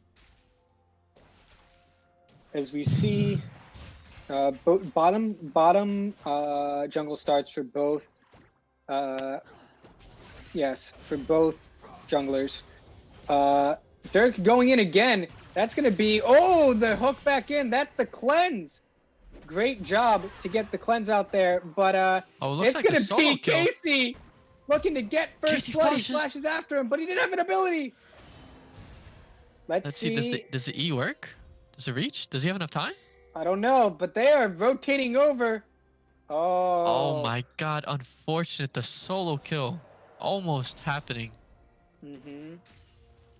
Yeah, that corrupting pot really saving Ben's life there.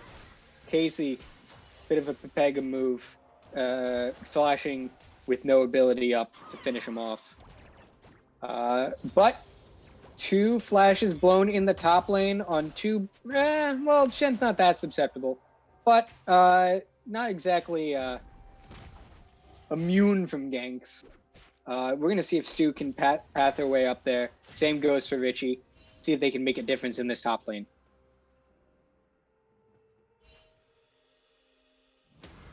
They're going in again. He is incredibly aggressive on this Silas. Still has not used the Ignite. And Chris, almost out of mana. Oh! He's back into the orb mid lane. Taking a ton of damage. And he's going to need to back very soon. Chris has been getting some very good trades in the mid lane. Yeah, he's been making really good use of the corrupting pot for sure. Definitely, 100%. Finds himself in a CS lead. Ben going on to Casey again. We thought we might see a wet noodle fight in the top lane. Not so. Very contentious lane so far. Outside of the bot lane. I really want to see Casey use his E to try and dodge the Cho'Gath Q more. You know, I haven't been seeing it a lot lately, but I think it's a really good tool to use because the Q is a lot of the Cho'Gath's trading damage.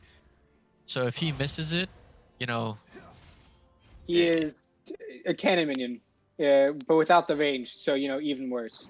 Yeah. Let's see here. Back lane, bot lane, both backed. Yeah. Double longsword. The boots. Back lane have both botted, and backed up. Lots of trading in the top lane. I don't know who wins that because Ben's out of mana. Looks like it's gonna be nobody, and they just walk it out. Even lane so far. Stu is here, gonna hit the Q, but it's onto the Leona, so it really doesn't do anything. Just pops the W. literally takes no damage. Dirk is gonna. Oh, the Very good buffer use on of the E. Syndra E. Very good use. Buffer on the E from Chris, showing maybe a little bit of mastery. I don't know if Chris is really good or comfortable on this champion, but maybe he is. Chris now is taking the brunt of these trades after winning early. Dirk very close to just solo killing Chris there. You know, first blood's still not taken by both teams. This is getting kind of intense. This first blood is a very it could turn the tides. Very big lead. That might change right now. Oh, it's gonna but he cleanse Ignite. Very good use of the cleanse, yeah. Incredibly smart by Chris. Avoiding the first blood from that. Oh, and that's the Q. That's the Cho'Gath Q. Casey could have the kill here. Cho'Gath does have 6, but he might not have mana to cast it. He doesn't have the mana now. But the E is such a long cooldown. For Shen. Yeah, Shen can't. doesn't have the damage to finish. Although he is forcing the Cho'Gath to back, which means if he hard pushes this lane, he forces Cho'Gath to lose a lot of gold and XP. And it will be really good for Casey. Although he is down in CS right now, but that's probably just due to bad last hitting. They are posturing aggressively here in the bot lane with the Amumu nearby. They are going to sneak in the Amumu.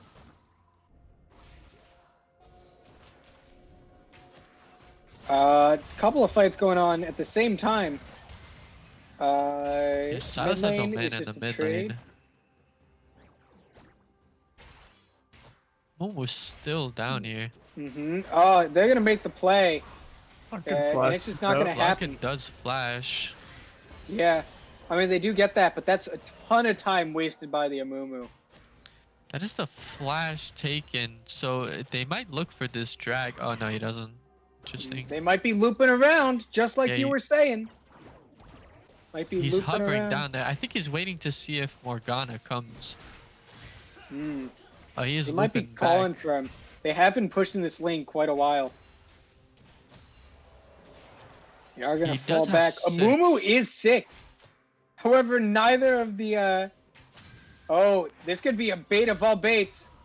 Oh, Kel, Oh, the it's going to be Shen the 4-man. Oh, no. The Shen ult does get stopped. By the Cho'Gath. Cho'Gath, though, missing his Q again. Oh, see, Casey needs to kind of loop in auto attacks while he's backing. He's kind of giving the Cho'Gath free autos on him.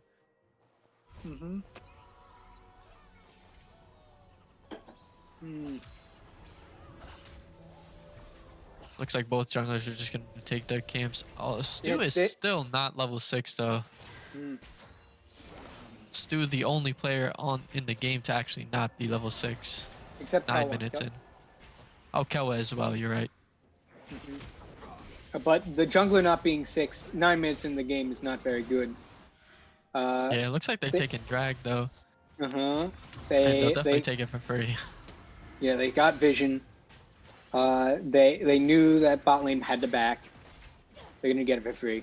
Very good vision game by the side of Lobbins, and no kills yet. Looks like the I feel like I'm Silas is watching headed LCK. top, though. The Silas might gank top, although the Amumu is posturing up. Oh no, Casey, no. you're too deep. Casey! Oh, Casey! Oh, but he just gets out and flashes away. It's not Honestly, enough. not a bad disengagement. turn this. And now it's gonna be a turn. On Ben. There Great is stun. the Ben. I'll have a Momo ult. He is gonna flash, but The ults it's by just the gonna Syndra, get given first over. blood. First blood, finally. First blood, finally. 10 minutes 10. right now. Yeah. Finally, first blood. I don't have the statistics, but I would wager a guess that is at least top 3 in latest first bloods of the tournament. Silas with the Amumu ult currently. I wonder what he's gonna do with that, He's though. planning. no real objectives up besides this Rift Herald. Maybe they go for it and they use the Amumu ult to dissuade any contest from the side of Peppa Pigs. Ooh, that did actually hit. I think that must have been max range for the side of Peppa Pigs onto Lycan there. And oh no, Chris. Oh, Good cleanse flash. good cleanse flash, but it's not enough. He doubled back for just half a second, and that was enough for.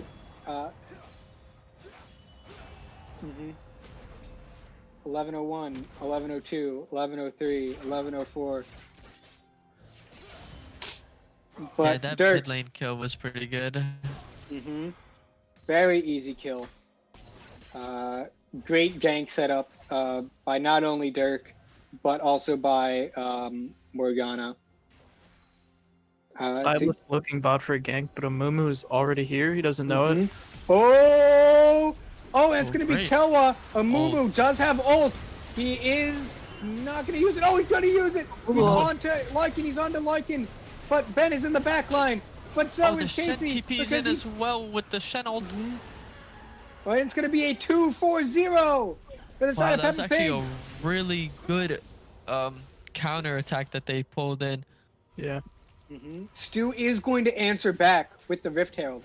But they might have stayed around a little too long. Backs get canceled. And they're going to get even more plates off of this bottom turret.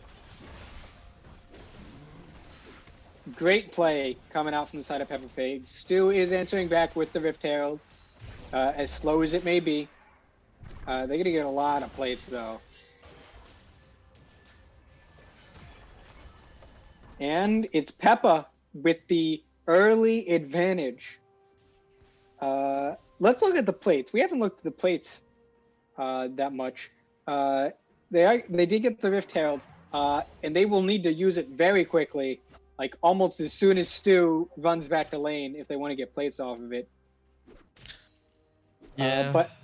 But 3 plates in the bot lane for Pepper Pigs, 1 in the mid lane, none top, 1 each, and 1 for each team in the mid lane. Yeah, I don't think Stu's gonna try and use his Herald for plates. I think she's gonna try and use it as a way to hard push after maybe they win a team fight, so they can grab a few, like an extra turret or 2. Or maybe as a pressure for this upcoming drag. Yeah, they could use it to dive as well, but I'm not sure if they have good dive potential due to the Shen being able to cuck them super hard. I mean, not only that, but you really want to dive a Leona and a Mumu, a Syndra. The Syndra, though, who might soon be dead, is just going to E and nothing happens, but... Yeah, Syndra has to be very careful because she doesn't really win the 1v1 against Silas just due to the fact that he can close the gap very easily and he just does so much damage. Not to mention, usually Syndra's advantage is her win button, but Silas can just get a win button of his own. True. Now, it's not going to win quite as much, but, it is still a win button. Silas currently sitting on 2 stacks of his Dark Seal. Oh, wow, the Morgana Q hitting. But they do know where she is now. Yeah. And now they can go for this. That's the hook. Oh, but both ults missed. But that doesn't. Get the Larkin. E is going to get Lycan. Oh, the flash Q. Flash Q. That's honestly, Without the Amumu there, they were winning that. honestly, it was really great. Janus Part 2 holding the tower aggro so that the Amumu can safely get in and out without tanking anything. The Amumu probably would have been fine, honestly. Even without it, but good job, clean. They are going to take first tower, but it looks like it's going to be responded to. No, not quite. And they will get the dragon. So, I hope you like dragon fights, because we've seen 7 dragons taken in the first game, 2 this game. I wonder if we see another 5 dragons taken this game. It's certainly possible. Yeah, It is Infernal Drake as well, so now the both jungles kind of do get opened up a lot more. Yes. And we're just gonna see some insane burst damage come out when these dragons start getting taken. Definitely. Little bit not great for the side of Lobbins. They maybe would have liked the Cloud Drake for that extra move speed for some of their carries. Good for the side of PEPPA, though. I think they'll just take more advantage of it with their giant lumbering tanks that really can't get over walls all that well without hitting something. Much rather just see what they're about to be hit. Would much rather see what they're hitting. I do like in this game though that they played early side bot a lot on Team PEPPA. You know, they got these early dives, the early ganks. You know, as I said, he kind of just waited there, right? His first gank was bad, but then he looped back around and he just waited for a right opportunity. And it looks like that's what they, you know, need to focus on doing if they want to win these games. Is prioritize their bot lane and their mid lane. Yeah. Cho'Gath looking for blood in the top lane. He's not going to get any. But yeah. I don't know if you've noticed, but Kelwa has been doing these really sneaky lanterns. You know, he knows that he's lantern to no one, but he's posturing as if, you know, he's gonna pull someone in. I do like that. But you know, he's definitely got a hook right there. Janna is going to flash out as Stu is going to be the sacrificial lamb. Janna's going to get it. Dirk might be next, but he's not. He's going to flash out. Wow, it's a 1-for-0. Turn it around. And we're on 17-25, 17-26, 27. But yeah, turning that around. They really thought they had Janna there, but they're able to turn it onto the opposing jungler. They're gonna get their second tower of the game. Team Lobbin still with no towers. This PEPPA Leona pick is actually doing wonders for Team PEPPA. You know, not only the fact that they take it away from Kelva, but the fact that it's actually allowing them to get so many picks off. You know, 2-0-3 for Fang, 2-0-2 for the jungler. You know, these Leona picks, and the fact that Leona can turn around most fights is really helping them come back. Leona, really, really good pick in this tournament, as we've seen so far. I'd love to maybe go and do a deep dive into what her win rate is, because I think it's really high.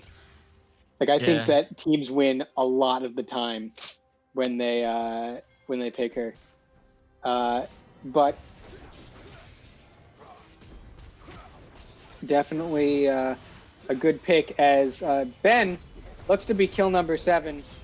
He is going to get a good Q, but he's burning. He's flashing away. Queued again by Amumu, right? Yep. But there you go. The ult comes out as well.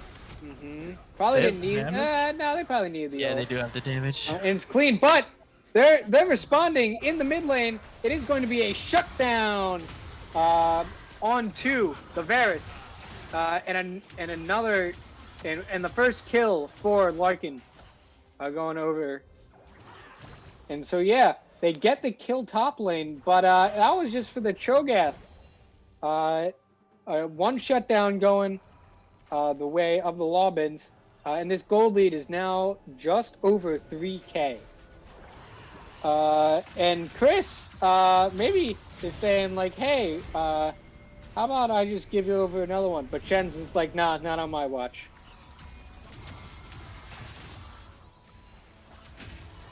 Yeah, that was pretty good. The flank from Derek really helped them catch both those kills. Dragon spawning in just 7 seconds here. Peppa Pigs has the lead. And it's not that small either. Yeah. They all just backed. Zoning them away. Mumu is kind of alone in the pit, but he's got backup. They are starting it up. Ooh. Ooh. A Mumu ult stolen. For Dirk on the Silas. Larkin does have double buffs. And he has the Giant Slayer completed. Ben is topside. He has TP. Should a fight arise? And I think a fight is about to arise. I think they need to pick a fight fast so that the TP comes in. You know, but they maybe grab a pick or two before the TP finishes. Mm-hmm. Oh, they're going to see Larkin on this bot wave. That should be, yeah, the go button. Larkin, maybe loving the farm a little too much. That's going to be the free drag. I don't know where the smite was on that, but oh my god, Richie didn't even have smite. But they I see. secure That's it. probably why they were so hesitant on starting the dragon earlier. Mm-hmm. But Larkin choosing to get that wave. Ben does answer with a tower in the top side, but it is the dragon for Peppa Pigs. And Kelwa he's just dead. He should. Oh, the ult coming from Leona as well. Yeah. Yeah. And he's got no shot. Larkin knows it. He's just walking away. Oh, that's a flash. Everfrost. Opposite. And that's a lot of damage, but it's not enough. Shen's just like, get off of my carry. Man, the What are you Shen ult doing? is really doing just wonders. They do pop the Silas ult just there too. I'm not sure if he used it to escape or not. Oh, the Amumu coming in as well. Yeah, that should be a kill onto that was the actually Silas. a really good. Oh, Wow. Really Chris. good stun by Chris, but the E still goes through.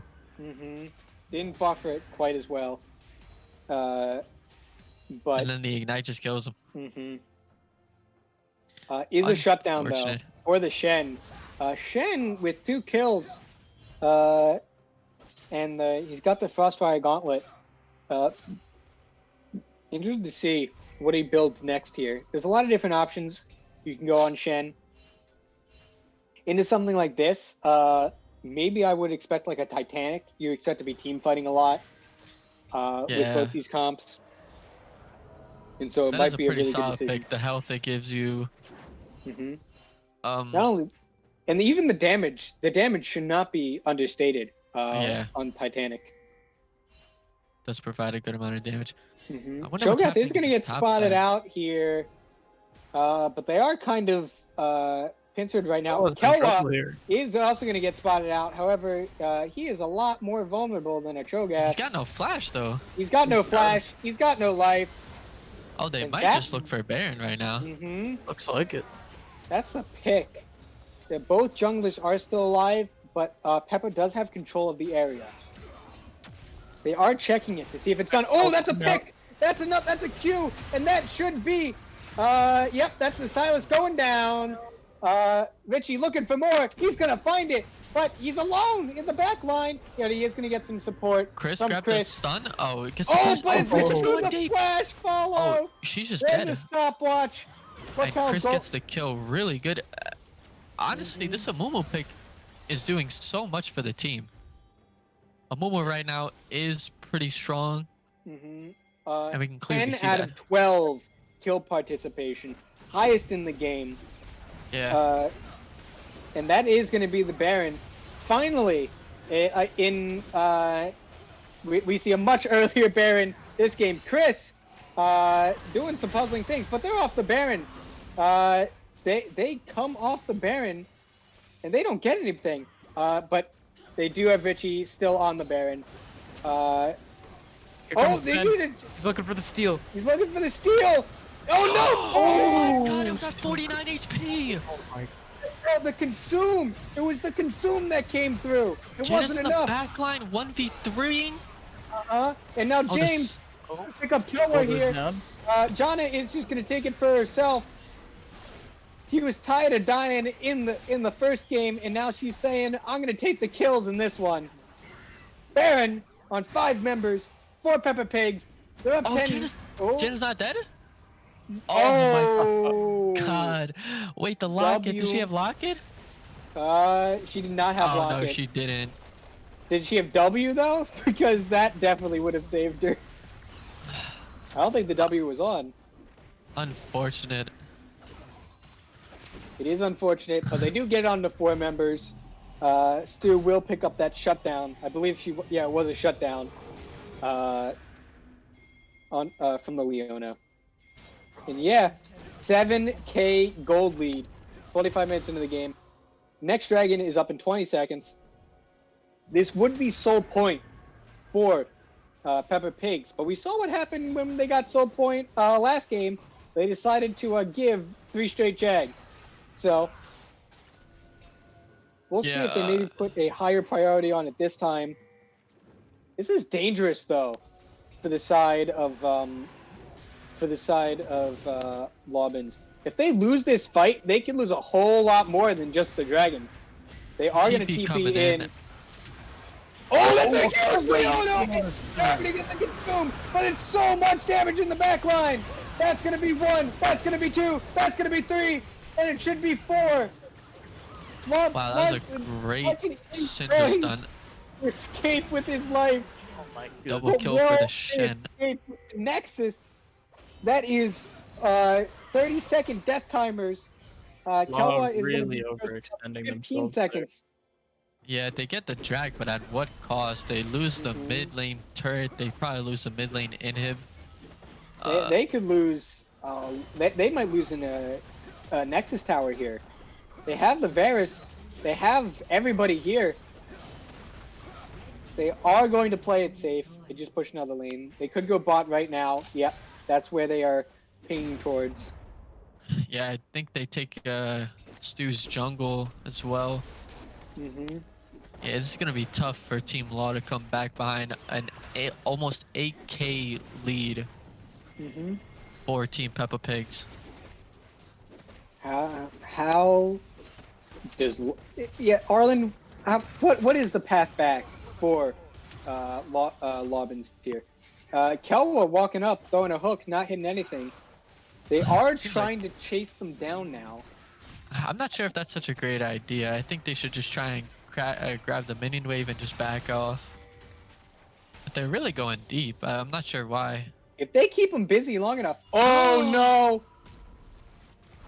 They are going to find Vichy here. Oh, but they might actually turn the fight around.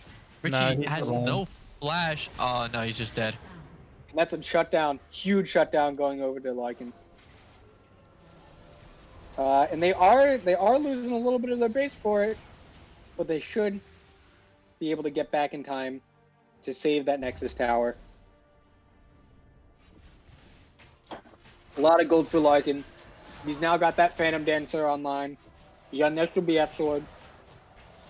Plus, he's just hit the double-digit vision score power spike, so that's pretty good.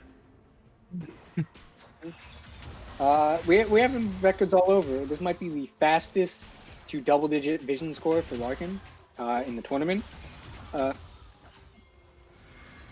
Yeah, True. well... but let's not forget the games that he was at 2 vision score and such. Yes. But it is nice to see that Ben is improving, but also Larkin is improving his vision game. Using his free wards like a true silver player. Oh, that's a flash solar flare. They're going for Kelwa here, but Jana might be too deep. James is here. That's a lot of damage on the Cho'Gath, but it is a Cho'Gath, so. The Baron is coming up in 1 minute and 10 seconds, so them looking for a pick here is not a bad idea at all. Especially because maybe one pick, that could win you the game right here. That is true, yeah. They might not even need the Baron. I'm sure they'll happily take it. Who wouldn't? But, oh, James almost getting bound by Morgana there. I'm not sure if the Cosmic Drive is such a great item. I think the Morella Namicon second item might have been better for the Silas. Especially with the amount of healing on the side of... actually, is there that much healing? Not that much healing. But it does exist. So hook on to the Shen, who does not care about one measly death sentence. Baron has timed out. Oh, that's a stun onto the stew! That's CC locked! That should be Kelwa going down as well, but he lives! The ult coming from Syndra onto Vayne, putting her at half health, but not really doing much. They do have to back, so it looks like Team Peppa most likely get this Baron for free. They're going to get the Baron for free. They should also pick up the Drag in about 30 seconds for free. Though I don't know if Lovin's probably going to try. You know who else is going to try is Ben to steal, but I don't think he's going to get it. Just a sinking feeling as he is going to flash not into the Baron pit, but away from the E from Janna. Not this time, Peppa says. Yeah. What I kind of want to see Peppa do right now is immediately go after this drag and kind of just push out bot lane, or even go into Team Lobin's bottom jungle as a team, try and clear out any vision there, any like minions, jungle camps. You know, they do want to get it back off though. They want to spend their gold. They have their lanes to push, right? Yeah, but I feel like up. They can't really buy a lot, right? I mean, they're up nearly 10k gold. Syndra actually doesn't have that many items, but we're going to be reaching QSS, important buy for. True, yeah, that is a very important buy for James. Double Bramble Vest on the Shen and Amumu. Yeah, Cho'Gath picking up the Bramble. Oh yeah, Bramble Vest. He finished his Thornmail actually. Yeah, he got his Thornmail. And he also got an extra Warden's Mail. He's very tanky, this Cho'Gath. Stack check. He's got 7 stacks. Has he used all his minion stacks? He has. So interesting. We're going to. What was I gonna say? No real. What was I gonna say? What is that item, man? Now I'm just blacking out.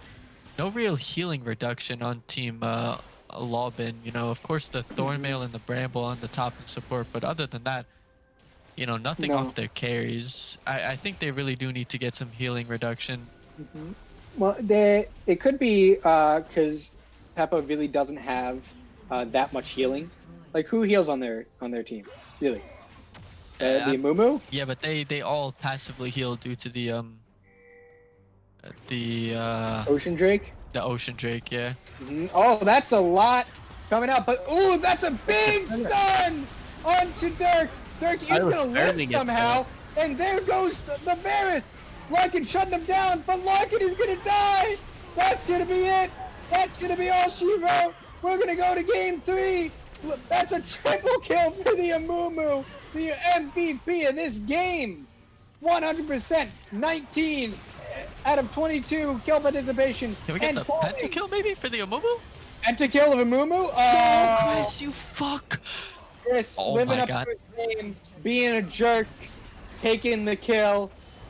And it's going to be a game 2 victory. Double kill for the Syndra. But it's the Amumu that's the star of the show. 21 out of 24 kill participation. Ladies and gentlemen, we're going to game 3! Game 3 between Peppa Pigs and the Lobbins. I'm excited. You should be too. Give it up for game 3. In the next game. I love series like this, man. I hate 2-0 stomps. 2-0 stomps? Well, I mean, yeah, no matter if they had lost this game, it would have been it would not have been a stomp either game. So the damage chart's actually pretty good. Fang doing the most damage on Team Peppa, but Amumu doing second most damage, out damaging the Syndra. That's honestly just goes to show you that what is his name? Richie, phenomenal job on the Amumu.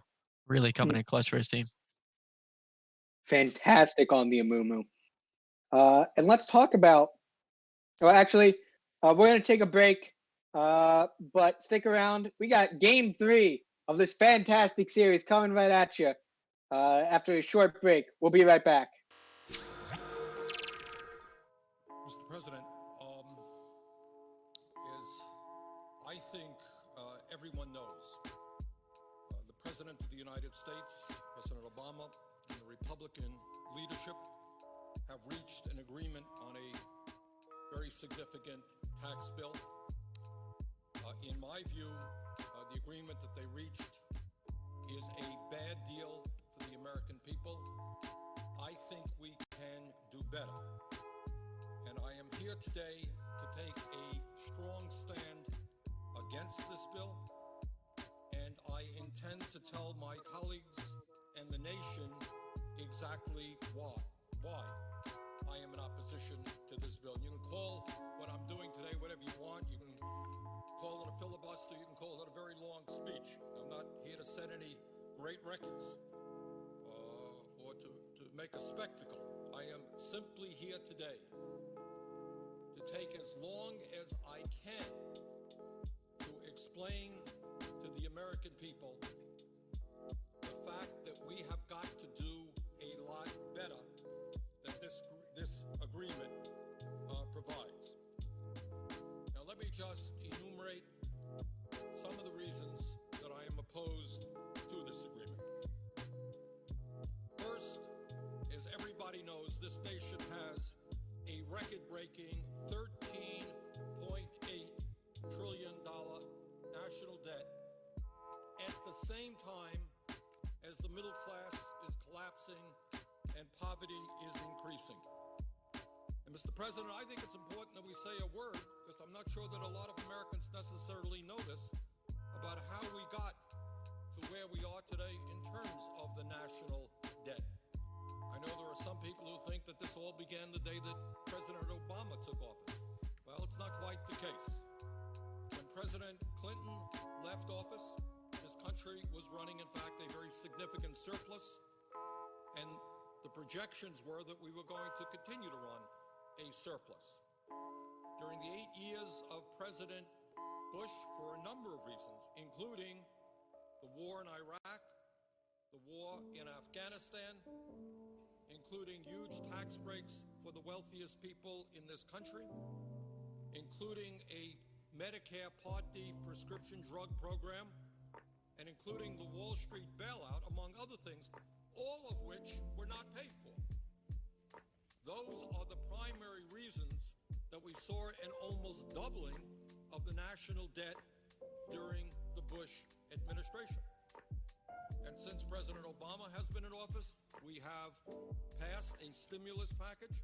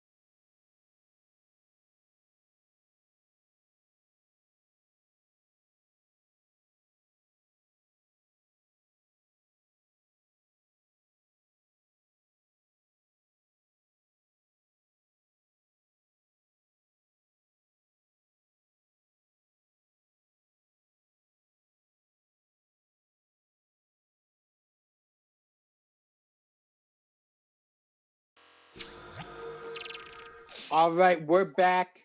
We're ready for game 3. We're ready for Silver Scrapes. We've seen these two teams battle it out for combined like 70 minutes of rift time so far in this series, and it wouldn't surprise me if we got 70 just in this game. The way it's been going. Am I a boomer for not knowing what Silver Scrapes is? Yes. It's do do do do do. It's a song Oh my that they god, play it's during. that one. It's I called. didn't realize. It's like notable because they play it when it's in the last game of a tied series. Whenever the game is deciding the series. Interesting. I didn't know that. I feel really, because I watch legit every LCS game. I watch so many pro games, and I don't know. I just never noticed that. I might be big boomer. But Yeah, you anyways, might be. who do you think's gonna win this final match of the series, Steven? I mean, momentum's in Peppa's favor, right? Yeah. And so they should learn what they did last game and expand on it. Now they're gonna probably ban the Leona this game. But they're blue side, right? So they might look to No, first they're pick red it. side. They're red side. Peppa's red side. Oh, you're right. Yeah. And so I wonder what ban they drop. They did ban Jinx and Cogball last time. That seemed to have worked. And so Honestly, I think I'm leaning more towards saving the Kog'Maw ban, and instead of the Jinx ban, probably banning the Leona. I agree. Yeah. Oh, you mean banning Fiddle, Jinx, and then Leona? Yeah. Yeah, I I disagree. agree 100%. I think King- Kog'Maw was the problem there. Actually, I think it's the double 80 threat that was really tearing Janna's team apart, and putting an AP threat just balanced their damage out more. Yeah, that's what I meant. I don't know. I'm kind of No, it's super okay. slow I in the mean, uptake because right now. Dirk, while he was aggressive in the mid lane, it just didn't work out. Like Chris played really well into the Silas, traded it really efficiently, and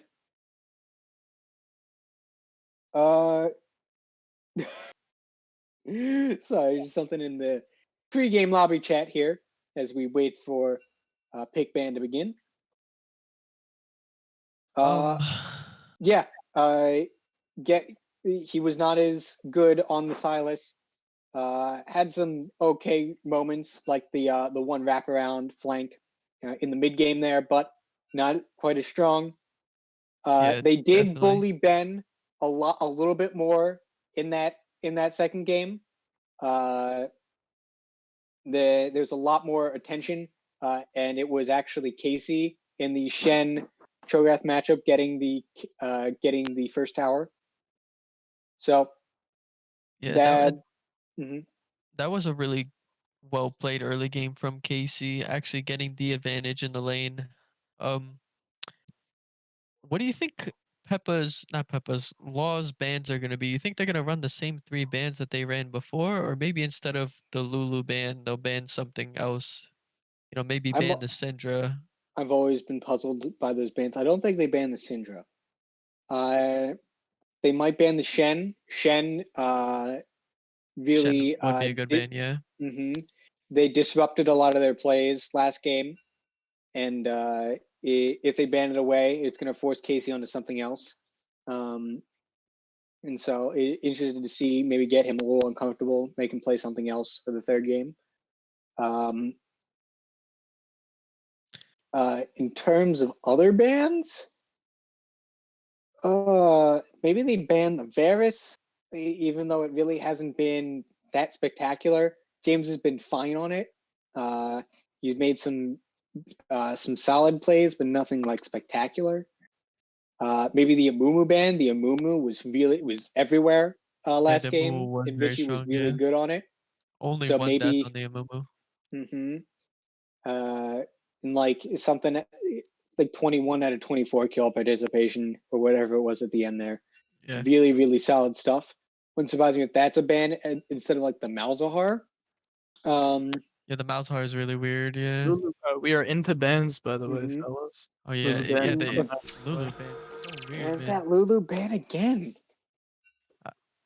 I don't understand. Maybe like a Lulu top ban, but I don't see Casey ever pulling that out. I don't see Jana pulling that out. I don't see Chris pulling that out. I just don't understand it. But the Shen there ban is the coming, Shen ban. yeah. We did talk about the Shen ban. Interesting. They decided to ban the Kog'Maw. Turn it up. Can we? I just heard I from look the at that, chat the that we should be turning up over grapes.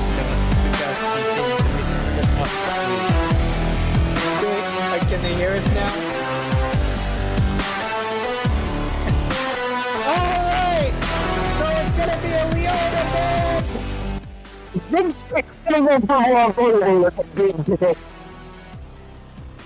Jinx is gonna be first pick! Interesting that they decided to ban the Kog'Maw over the Jinx! Isn't it, Arlen?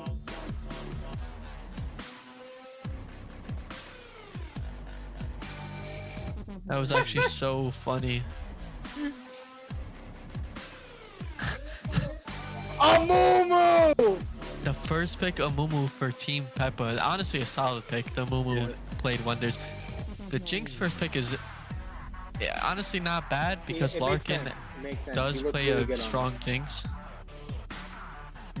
But I feel like it can be, counterable. The Ornn pick, I like the Ornn pick off Peppa. Yes, Ornn, well-known tank, assassin, bruiser, mage, whatever you want to call him. Yes, rogue, assassin. I already mentioned assassin, but it's worth mentioning twice. I think he's like a low mountain or something. Oh, but it is going to be the Braum. So, really Braum's an interesting interesting counter. pick, yeah. Because it does, it can block the Ornn Horn, the Ornn Ram. It can block either direction. And so, really smart pickup by the support of Lobbins, Kelwa here. And it's going to be, ooh, they did not ban away the Kennen Cho'Gath, pick. but it is going to be Ben's Kennen coming in for game 3. He's throwing down the gauntlet. He's saying, I'm tired of the tank. Give me the mouse. Interestingly enough, And there is the Malzahar. Like the Malzahar bans were actually good. Who knows? We will see. As I believe this is going to be Chris. I don't think it's going to be Jana. I feel like that's kind of troll. No, that is.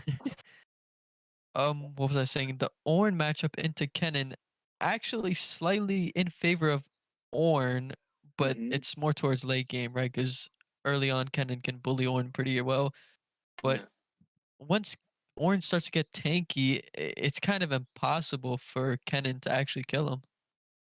Man, I just like how the Ornn matchup in top lane is like the Parks and Rec meme.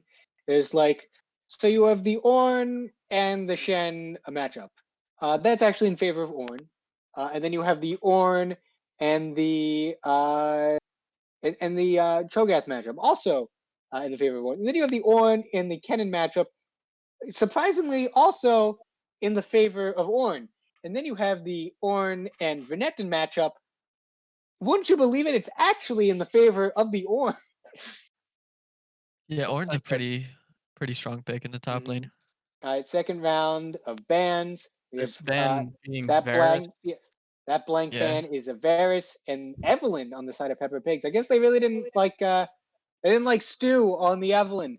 Want to get her onto something uncomfortable. Let's see what ban they wanted to do. I'm leaning. Yeah, I was thinking Morgana Morg. ban, yeah. I was thinking Morg ban there. And I am right. It They is a banned more the Tristana. Interesting. Definitely. What ADC do Peppa Pig pick here? They might honestly pick support instead of ADC here and try and last pick ADC, but I'm not sure. I don't really know about Ezreal. the support pool for Jana, but it looks like they're looking ADC here. They're hovering the Ezreal. Maybe just taking some time to think it over, and they are locking it in. Ezreal for James in the bot lane. We've do you seen think, what he can do on mobile yeah. carries in the mid lane. I'm excited to see what he's going to do on the Ezreal. His Probably the Ezreal most mobile champ.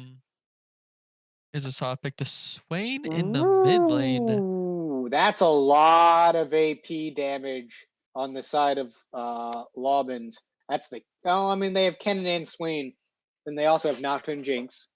Honestly, I don't like their team comp. Oh, I'm not a huge fan of Lobbins. Yeah, Karma is the pick for the side of Peppa Pigs. I believe it's gonna go bot lane. It might go top, but I don't think so. They have to do some weird maneuvering. But we see both comps here, Arland. You said you're not a fan of Lobbins comp.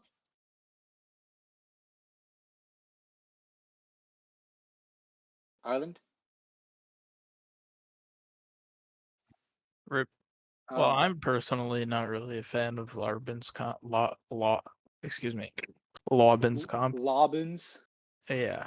Tell us I don't about it, know. Alex. It feels a little disjointed. I don't know. Peppa's always playing together, and it kind of looks like their team comp reflects that. I don't know. Lobbins looks like it could crumble if they don't get ahead. I agree. They really don't have much in terms of late game besides that Jinx. Like, because Kennen, even though he's got an AoE stun, it's going to fall off. Nocturne falls off pretty hard. Swain, he can be a monster if he gets ahead, but even then, he's low range. He can get kited by the Malzahar, the Ezreal, the Karma. Yep. It's going to be really tough for Lobbins to, if they don't get ahead, come back and get into the game. Meanwhile, Peppa have plenty of comeback mechanics. They've got Ornn. They're gonna have Ornn items. They're gonna have a Moo, which game-changing ults. Same thing with Ornn. They have Same Karma. thing with Malzahar. Just someone walks into the wrong bush. Malzahar ult their head. They have Ezreal, who's gonna scale up a ton. And the short range on Lobbins is also going to hurt that because Ezreal's going to be able to just poke them down, and they got no sustain. They have no sustain on the side of Lobbins. Actually, does Swain heal? Does Swain? He has a passive that allows him to heal, but it's based on like using abilities in combat. So I don't think he can heal outside of combat. Could be wrong on that. But even so, that's a little bit of sustain that they I wouldn't really even call it sustain. I'd call it like duel. Like they're just gonna get poked out. Swain's such slow range. Yeah.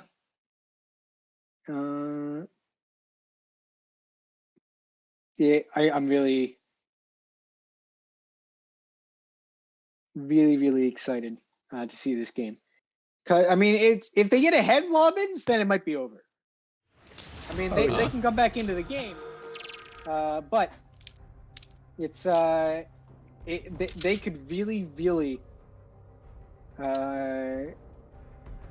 get back into it. Well, they can really, really run away with it. Is what I'm trying to say. Yeah, for sure. I am back. Sorry about that. Ganked by mom. Such is life, getting ganked by mom. Yes, sir. All right, but Arland, you see the comps now. You were saying that you weren't really a fan of Lobbins comp. No, not really. The Jinx Bomb is good picks. The Kennen is honestly not bad because of his ults. Really good for team fights. But I don't really like the Nocturne Swain picks here. I feel like Nocturne is good for early picks, you know. His ult is also really great if you want to steal a Drake or, you know, get onto the back line in the middle of a team fight. But all in all, I would say it's not really a great pick in the jungle right now. The Swain mid is also really weird. You know, he does have the utility with the pull, and he does do a good amount of damage, but I feel like it doesn't really fit into their team comp. You know, it looks to me like they're trying to go for like some wombo combo in team fights, but I feel like, They're missing the wombo and the combo. yeah, I feel like Team Peppa's draft actually just does that a lot better. Yeah. Mm-hmm. They might be a little bit low on damage, Peppa, but they have so much poke, it might not matter. Yeah. Like, Ezreal's not going to do a ton of damage to late game, but Karma's there to kind of bridge that gap. And then Malzahar will come online. And Ezreal will come online. Yeah, Karma shields are going to be fat. Ornn and Mumu are just such a beefy front line that it's actually going to be so hard to just get past them. They're kind of like this impenetrable wall that Team Law have to kind of find a way around, right? Like the Nocturne ult is going to be fine, but as soon as Nocturne gets in the backline at all, they're probably all just going to switch their focus to him, Yeah. burst Go him in get half a Malzahar. second, and They then could- yeah. They could do any number of things. They could Karma Shield, can't get his damage off. A Mumu ult, stunned. Ornn ult, stunned. This slash knocked up. Malzahar R, suppressed. Ezreal E, can't get the damage off. I think Yeah, what's I most feel, important here is that both of Peppa's carries kind of have some form of self peel. If they were playing, like, if they had the Jinx, for example, the Nocturne would be able to get much more consistent picks. you're right about that, yeah. Mm-hmm. Honestly, if game 3 goes in favor of Peppa, I would chalk it up to mostly being a draft if, you know, obviously they do play it very well, but to me it seems like the draft is just a lot more in favor of Peppa. Mm-hmm.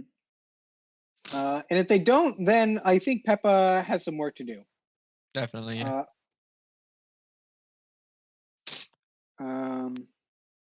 Yeah, they're gonna really have to look and say like, we'll see what went wrong here, or at least try to see. But it's really gonna come down to execution, and if they can't execute, then they're gonna have to maybe play comps that are easier to execute. And Definitely, whether yeah. that's, I mean, but this comp's not that even difficult to execute. So I mean, we're just gonna see. Interesting that they chose game 3 to go away from the Cho'Gath. They picked the cannon into the Ornn, and I'm excited. I mean, we talked about the draft diff, but let's talk about the and I talked a little bit about the what Peppa lacks in terms of their comp. What do you think Lobbins can try to exploit early, or try to maybe offset in order to either get to the mid game even or even with an advantage? I would say maybe what Law needs to do right now is switch the focus to top lane, right? Because Mm-hmm. the Kennen Ornn matchup is favored in Kennen earlier on, right? Because melee into range top lane, you know, ranged is favored. So I think maybe if Stu tries to get a lead early in the top lane so that, you know, Ben is just gets super strong so that when he does go into these team fights, his ult is going to do just a ton of damage and it could help them, you know, shift the game to their favor. Mm-hmm. But I really do think Law needs to kind of pack this game up a little earlier than they would necessarily want to because once the Ornn and Amumu get super tanky and the Ezreal and Malzahar just will start doing a ton of damage, it's kind of be tough for them to win the game. Let's say if it goes to like 40 minutes or 45. Mm-hmm. So yeah, I think this needs to be an early game wrap for Team Law. Yeah. Yeah. What I want to see out of sorry to cut you off, No, Steven, go. is a lot of early vision in the enemy jungle and around jungle objectives, so they can look for Nocturne picks or for whatever picks they might be able to pick up. Definitely, yeah. Well, we're about to find out. Ladies and gentlemen, thank you if you've been watching this whole time for sticking with us. But we are about to get into game 3 of Lobbins versus Peppa Pigs. It's 1-1. It's game 3. Playoff seeding is on the line. I'm excited. I hope you are too. We're going to get into it right now. Game 3 between Lobbins and Peppa Pigs starts right now. I'm 10, 11, 12, 13, 13, 14. Alright guys, sorry to deviate from the game, but MSI does start tomorrow. Kind of excited. Yeah. I honestly don't know if we're gonna see better competition and high octane League of Legends than we're seeing tonight. Obviously, right? True. I'm excited for MSI. I'm actually thinking of getting up early. Definitely not because I just want to get all my work out of the way early so I can watch MSI. But maybe wake up and watch the games and just do my work while I watch the games live. Pog. I have to wake up that early anyways. I have a class. I actually have a final tomorrow at that time, but it's pretty easy, so I can watch the game during it. Obviously, teacher obviously doesn't play. Obviously. True. He would have postponed the final if he knew that MSI was tomorrow. Not a Guys, real gamer.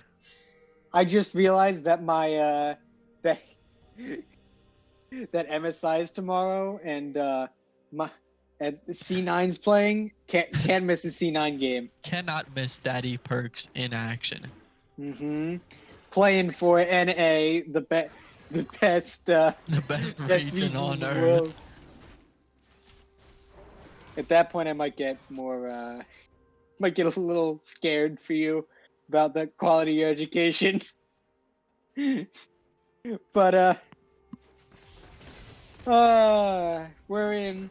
Both junglers started bot side once again, taking that leash from the bot lane, and we're running in game 3 tonight. Sir. Yeah, we didn't see first blood until almost 10 minutes or over 10 minutes. So right before, I think, 10 minutes in the last game. Wonder if when the stakes are even higher in game 3, we don't see it for quite a while. Yeah, we'll see. I do think first blood will probably come a lot earlier in this game. Honestly, Really? Casey's in a really good spot right now to just... Oh, he could have just jumped in there, maybe get a good early gank off, but he chooses to go to his red buff. Yeah, they had a ward on the Raptors. Yeah, I think he still should have just jumped in there, to be honest, even though he knew that the ward was there. Yeah, I think so too. Swain has no ignite. Would have been good. Chris taking a ton of damage. Did not bring the cleanse this time, opting instead for the TP. Maybe he's thinking game 3 there's going to be a lot more TP plays. Don't blame him. But it is a gank onto the top lane. The cannon is there, and he's just going to walk it out. A lot of damage on both sides. Cannon taking grasp. Oh, that's interesting, actually. I'm not sure if that was intentional or not, because I don't think that's a good idea. Do I? Unless he's going some kind of tank cannon just for the CC. But that kind of feels like, yeah, that feels kind of not good. But we'll see how it works out. Maybe he knows something we don't. I mean, maybe. In any case, he's down 12 CS. Wow, that's crazy, actually. Down 12 CS in a matchup such as that. You got to win that early, because if you don't win it early, you're not going to win it at all. That's true. Maybe Kennen has the advantage at 6? I don't think so. I would say Kennen keeps the advantage until Ornn, finishes either the Sunfire, right? Or even once he starts building the MR that's needed for Abyssal Mask, around that time is when Kennen really stands no shot of being able to 1v1 him anymore.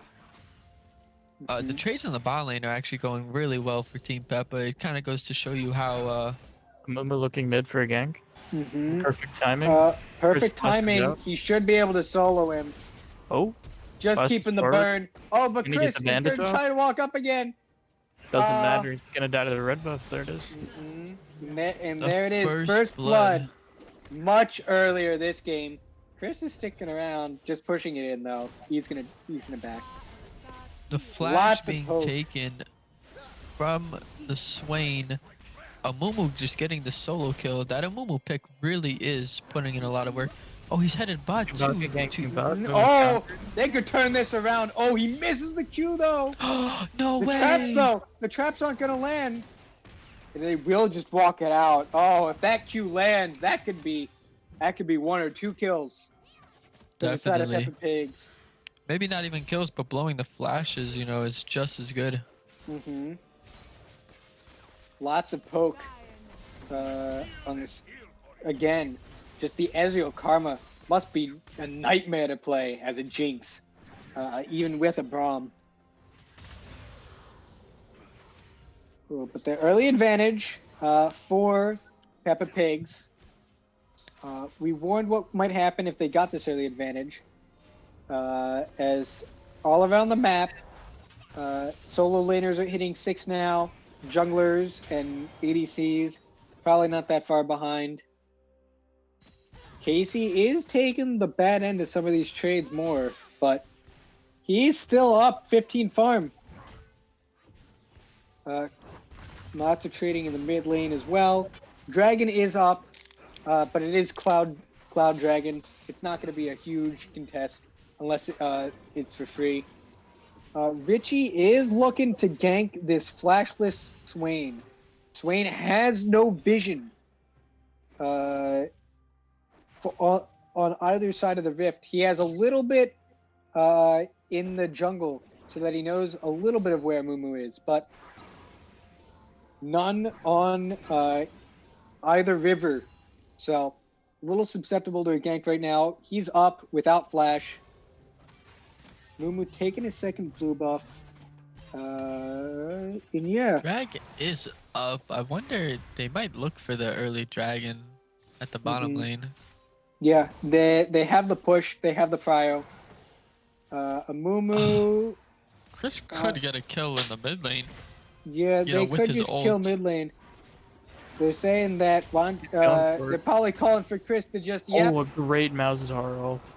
Perfect timing. He's got no flash. That's 2 for the Amumu. Yeah. That should be Dragon.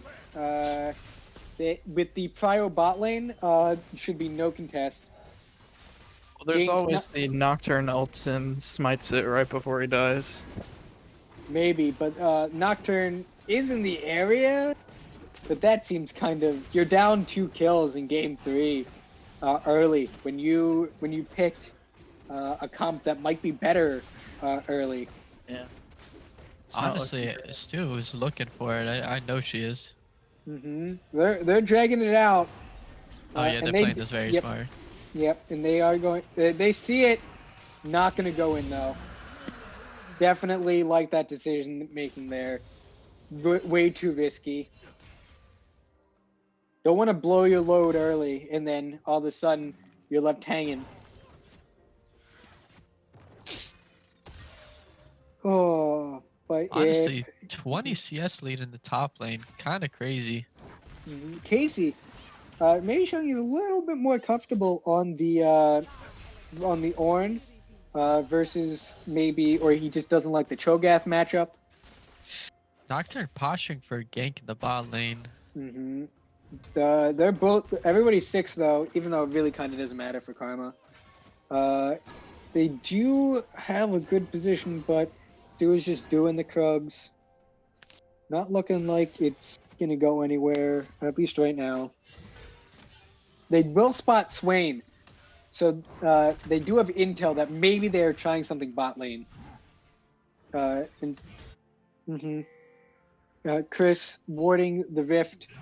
Oh, and there is the gank. It's just going to be the heal.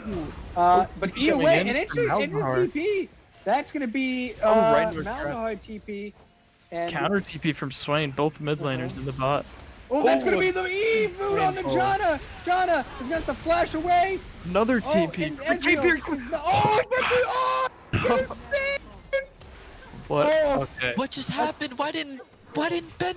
What? He got Malzahar ulted right before he could ult. It would have been the freest double kill on the planet. A one-button double kill, and he got suppressed at the perfect time.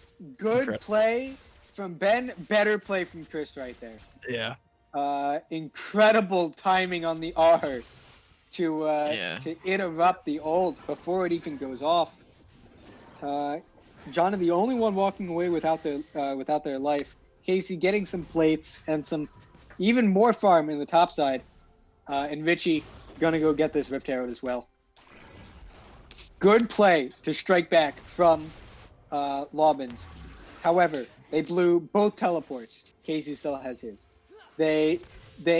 Everybody except Swain. Both flashes. Yes, everybody 3 except flashes actually. Everybody except Swain and Kennen has flash down. Yeah. They did burn the Ezreal flash and the Karma flash, so that Karma is very susceptible to another gank. But yeah, they get a lot, they lose a little. PEPPA still up. And that kill did go on to Larkin, crucially. Crucially, that kill did go on to Larkin. And he's going to have some extra money to spend. He does have the Giant Slayer already. Ezreal, not really sure where he's going to go first. James is. He has a tier, a bunch of other items. Maybe Essence Reaver, it looks like. Yeah, Essence Reaver into the Mana Moon, most likely. Could be. I mean, Ezreal has so many different builds. It's just going to be the R from Chris. And so much regen from Swain. And Chris might have overplayed his hand. It's another gank to the bot lane. And that's going to be Karma going down. Yep. Oh no, the Ezreal rolled into the Braum shield. And Amumu is too late. And it's a turnaround. It is a reversal for Lobbins. Picking up 3 kills in quick succession there to take the kill lead, to take the gold lead. We got a game. We do have a game indeed. Oh man, this is not looking good for Team PEPPA right now. No, 1k gold lead for PEPPA. They have not used the Rift Herald yet. And they are going to lose out on the plate soon if they don't use it soon. They still have a minute, so it's not like crazy. They got to panic drop it, but they should look to use it because that amount of gold by itself, that's worth a kill.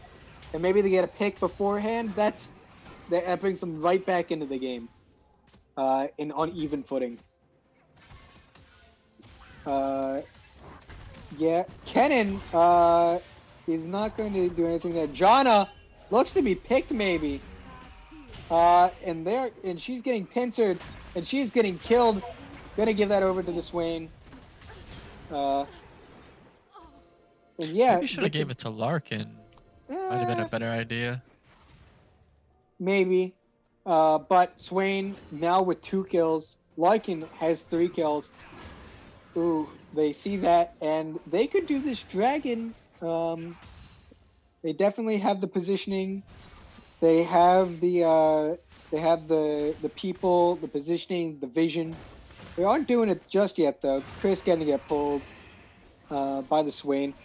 I will say that Dirk has looked fantastic on this Swain so far. He's That is made true, yeah. some really good plays. He did have the one kind of like up too far play. Ben looking to get aggressive on the Ornn, not gonna get there, but outside of that one play, did solo kill Chris. Has looked really good hitting skill shots. The answer TP was really good for the bot lane play. And yeah, no dragon though taken. They are gonna start it up though on the side of PEPPA. They might look to steal this. They see it's going down, and there it is. Goes in.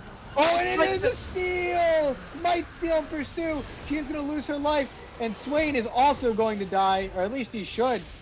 Oh my god, Larkin could pop off here. Oh, He good could block pop by off, Jen there. but instead he pops on, which is obviously the opposite of off.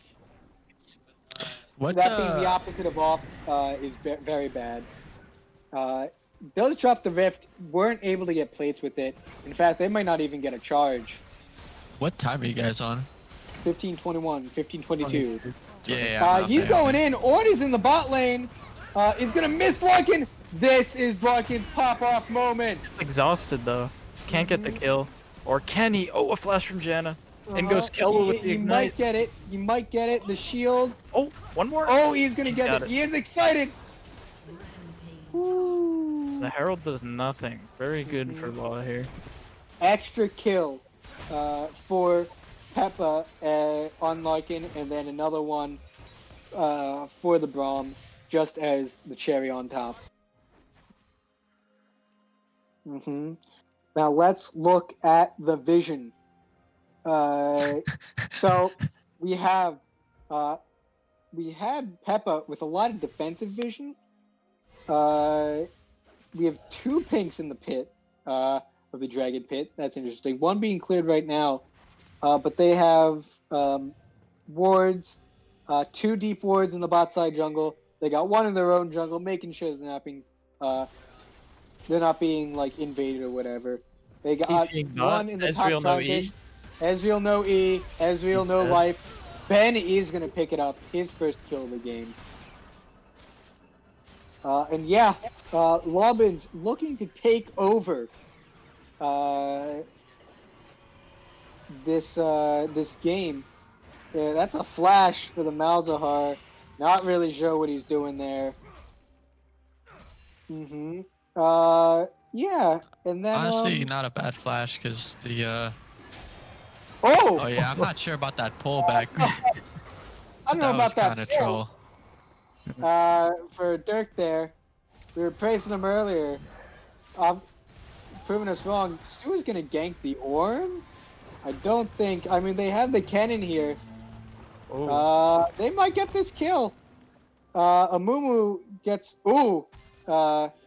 gets the ult onto 2, but Ezreal goes wide, and 2v2s.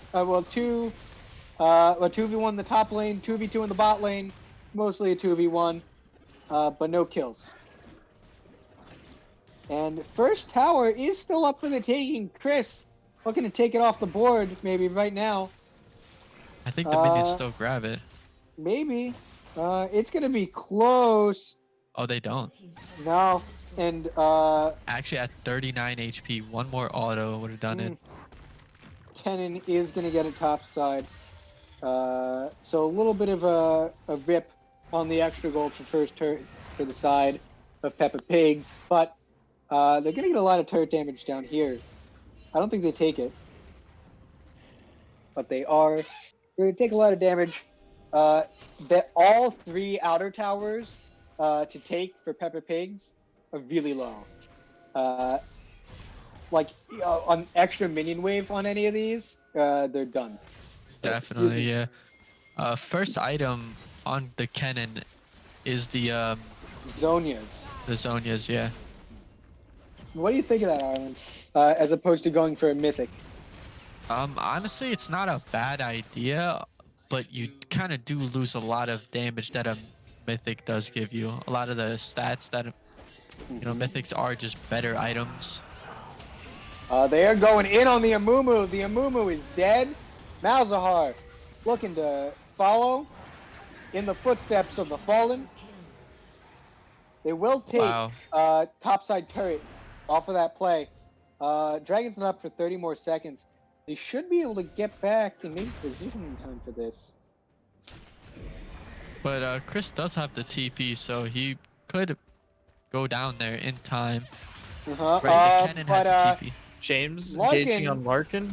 Yeah, Larkin's getting low. The TP coming in from Swain. Oh no, what happened? Oh, he's gonna get it! He still gets He's the gonna kill with get the it! ult. He didn't dodge! He can't dodge! They are going to trade 2 for 1, but it's a huge shutdown for the Ezreal. That puts him back in the game. He rushed Manamune and Essence Fever. Well, no, I think he had one of those before, but then with the kill, he just got the other. Larbins is going to get this dragon, but it's only second drag.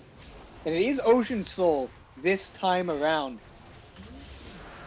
Something that would heavily benefit either team. Probably a little bit more on the side of Peppa Pigs.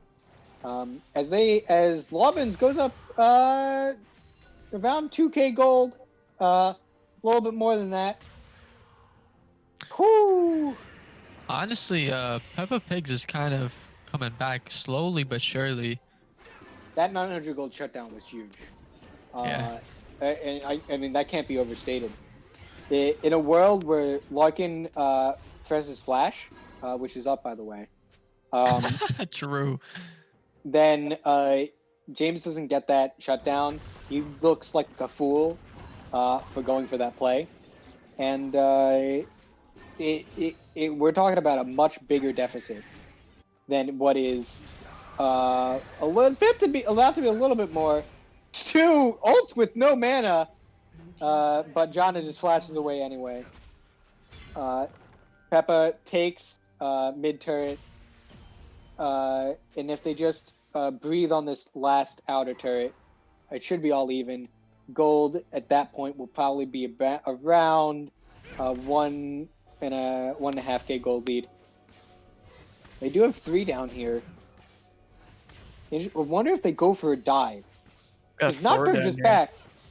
They do have 4. Yeah, they could potentially go for a dive. I think Uh-huh. they're gonna force the tower at the least. Mm-hmm. Oh, Larkin's already at half health. Yeah, they could and probably should just go for it. Maybe they wait another wave. They want to bait Larkin in. Mm-hmm. But they're using their vision right now. Lobbins is. They don't know actually where so everybody else close to killing Like Stu's Kella. gonna go in. Uh-huh. Okay, they show now they're gonna get this tower. Yeah. They should just walk it out, but they Oh, Nice force a flash. flash. Very, very good flash force on the Amumu there. Great flash Q, forces their most important member's flash. And now I think they might be able to take Stu's jungle here. They see Stu. They might just be able to take Stu. But he's gonna walk it out.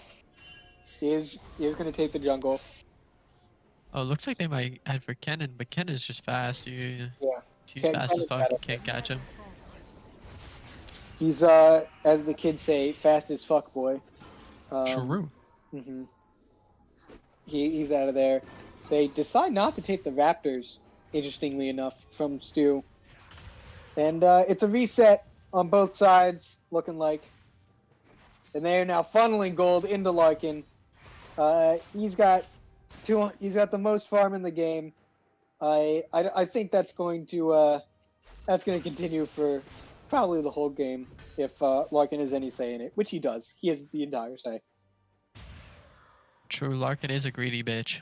Uh, The You Night know- Harvester coming in from the Kennen. I think I would have preferred instead of that maybe the Proto Belt. yeah. Right. Interesting how we had the Proto Belt. We questioned the Proto Belt in Game 1 by Stu. We're questioning instead of the Night Harvester. Then we're questioning the Night Harvester instead of the Proto Belt in Game 3. Or in Game 1, that was the Evelyn. Yeah. Honestly, I wouldn't be surprised if he went for a frozen. Frozen Heart? Not a frozen fro- heart. A Mallet? frostborn gauntlet. Yeah, with You know, the because grass. Yeah, he did go grasp. That might have made a little bit more sense, but he did go Night Harvester. Wants some extra damage. Wants to kill James and all those guys. You know, Stu is interestingly there. enough, the Ornn went Iceborne. Frostborn, I mean. And it is about that time. Oh, that Q hit Lycan. Yeah, that Q actually does a lot of damage. Ornaments starting to come in. He is level 14, so he can upgrade someone's ornament. Someone into an ornament. Yes. Obviously, though, Ornn, the greediest of them all, upgrades his own first. Yeah, probably gonna upgrade Chris's item into an ornament first because Fang does not have a Koa, mythic though, just yet. little caught out. It is going to be a TP. Rooted up is going to be Vichy, and that's going to be that. Oh, but it's the R! That Swain is dead! That bomb is dead! But here comes the cannon! The cannon is going to I'm not sure how good that was. the karma, but the cannon is not going to live that much longer. I don't understand. But it's too late. Why did Stu go for the karma there? I don't know. I mean, she died. The karma died. Yeah, I'm not sure why. The TP very questionable, right? Because they had vision. It was a little late. Yeah, they managed to jump on him as soon as the TP ended. The Ornn ult actually hitting both Kelwa and Kelwa, Larkin, and Derek. That was a really great Ornn ult. Is it Dirk or Derek? Derek. Did I say Dirk? No, I've been saying Dirk. I thought it was Dirk. No, it's Derek, I'm pretty sure. But I thought it was both. I thought it was like a nickname kind of thing. I'm not sure, dude. The mid laner for Lobbins. Interesting TP there. So yeah, honestly, just a really great team fight on the side of Peppa Pigs. Their ultimates were just really, really good. That Ornn ult? Oh. The Ornn ult was great. The Malzahar ult onto the TP Swain, right? Straight off the TP. That was a really good ult. Definitely. Really like it. Really like that. And then also, just incredible turnaround. To not only that, but then once the Nocturne goes in, to still turn that around in the dark with the cannon on top. Cannon had a really good ult, but he just couldn't get out after he got all of his damage off. Oh, that's a lot of damage. That's going to be the Nocturne. Shut down to the Nocturne. Ezreal's dead. And it's going to be one more. There goes the Amumu. There goes a third. And this should be number 4. That's fair right there. A double kill for the side of the Lobbins. It all goes terribly. Ooh, solo kill? It's going to be a solo kill, maybe. He's going to hit him. No. Oh, good night and goodbye. Oh, wait. He flashes. And there he goes. Oh, wait. Oh, my God. What just happened? Okay. Oh, and it's a 3K gold lead all of a sudden. It's ballooned. It's a Zeppelin. It's a hot air contraption. It's Lobbins, and it's them winning this game. Honestly, this game is just insane. Really good as a game 3. Yes, huge play to get the picks on the side. And that play was started off by Larkin. He gets an auto or two splashing with the rockets. He hits the W. 2 goes in immediately. Is able to burst the Ezreal before he has time to use any of his defensive stuff. He might have had heal there. I wasn't looking, but definitely huge play. Bring them back in the game. They've got Baron. They're wearing purple. Let's see what they can do with it, though. Dragon's not spawning for another minute 40. Yeah, what do you think of this play? They're really early for Dragon. I think they just want this bot tower and this last outer tower. Stu, though! Oh, double backup! It's gonna be big! It's gonna be huge! So Larkin greedy. over the wall. Larkin's over the wall. He's gonna get no kills. He's gonna Wait. get one. He's gonna get two. Oh, baby! He's excited. 3 for 3 bloodbath out of nowhere. But that always favors PEPPA there. They take 3 Baron buffs away. And on all the tanks as well. I would like to take a moment to mention Lobin's new icon. I'm not sure if this is the first showing, but It is the first showing, yeah. very nice. Oh, second, they have a home and an away icon? That's impressive. Just getting word.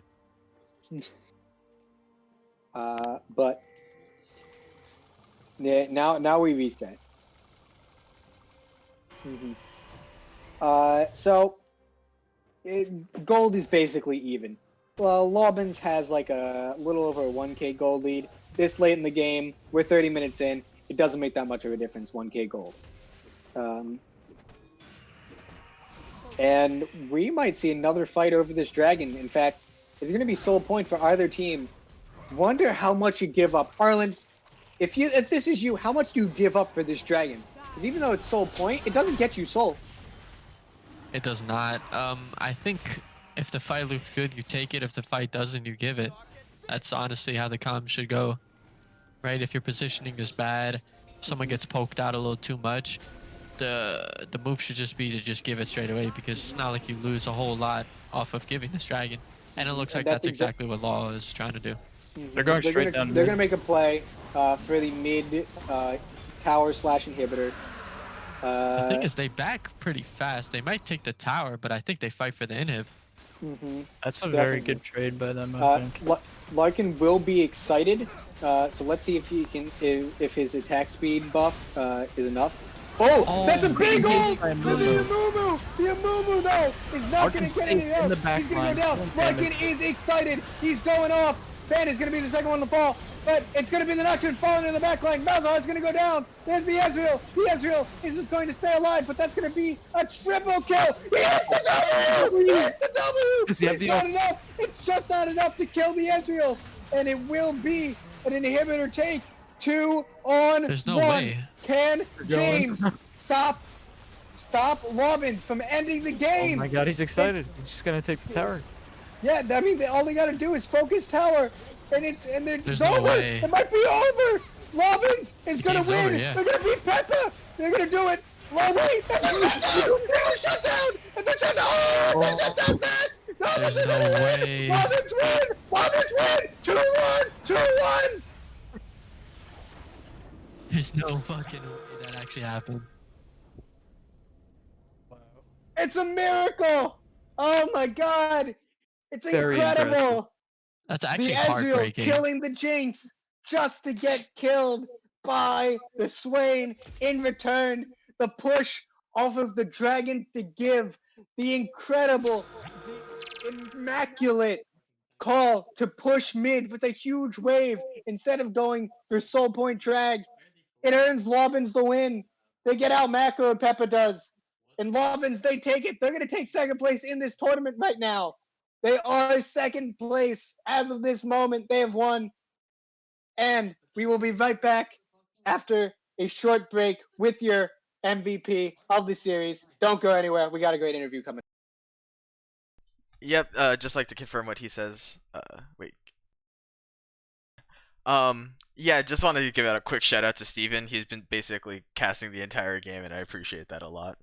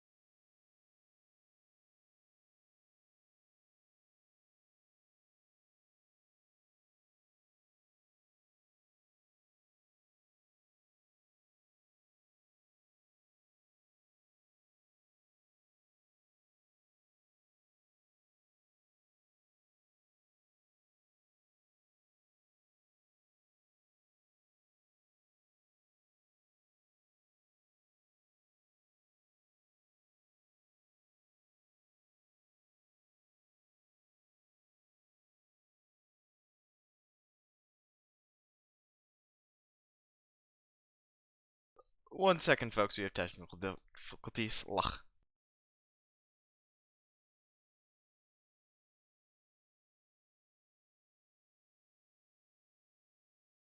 And we are back, folks.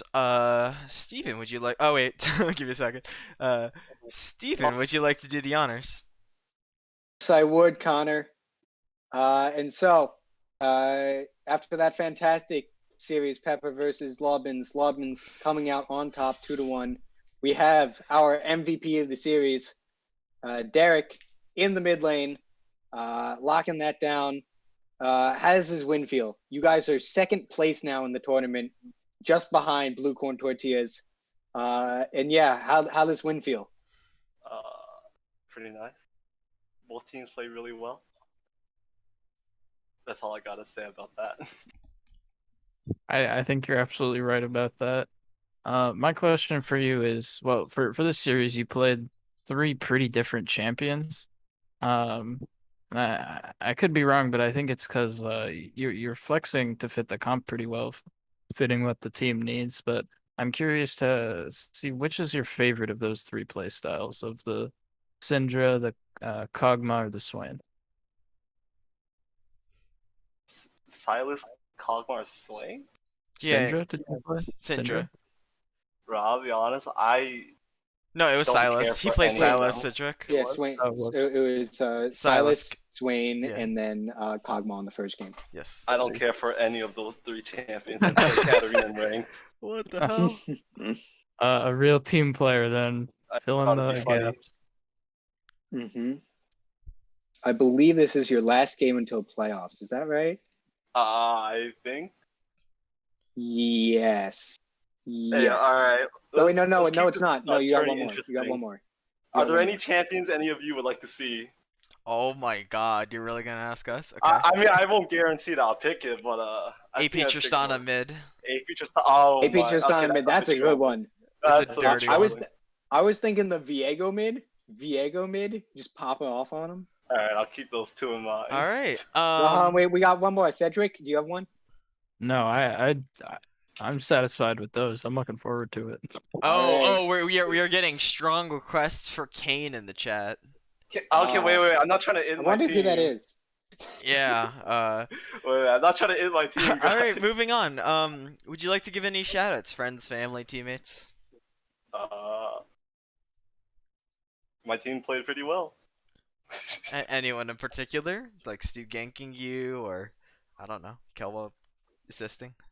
I'd like to give Kelwa the thanks for the script, for what to say. Oh. Shout out to him. If you like to pull him in to get the script writer's opinion. No, that's conflict of interest. All right.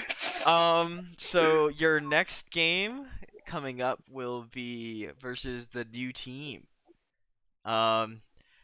Under current scheduling, you actually spoiled them and made it so that they can't make it to playoffs now. Do you have any opinions about that? Yeah, I didn't even know until someone told me. So what do you think? Do you think it's gonna be a grudge match going into next week? It's only for glory. Hey, whatever they want. If it doesn't, the tourney doesn't matter. I can always just pull out the AP Trist. Oh, interesting. So Well, you're gonna be that idea. disrespectful. I see how it is. Okay. Hey, no. That's only if we win first one. I don't want to be too. That'd be 2BM. Pull a game 1. All right. So that'll be it. Thank you very much. Is it Derek or Dirk? Derek. I don't know It is who called Derek. me Dirk. All right, don't listen back to the. All right. Yeah. Don't worry. There is no replay. We've actually deleted it. Thank you, Derek. Nah, don't worry about it. All right, I think that's gonna wrap it up for us here at Gamer City League. Yeah. Thank you everybody so much for watching. We did hit a record in viewers tonight with 20, and we can only go up from here. Oh, it's not a record? Never mind. Get more friends, everybody, and have them tune into Gamer City League at a really inconsistent times. All right. Yeah. But- Thank you, folks. Yeah. Casters, thank you very much. Specific shout out to Steven J. You were fantastic. Is there anything y'all would like to say? I'm excited for playoffs. We only have a couple of games left, and now there's been a shakeup in the seedings, so Yeah. really interested to see where that goes. All right. We will see you next time on who is playing? It's supposed to be New Team versus PTT, I believe. Yep. Yeah, we might not be playing this week All because right. we have no time. All right. We will see you whenever. Eventually.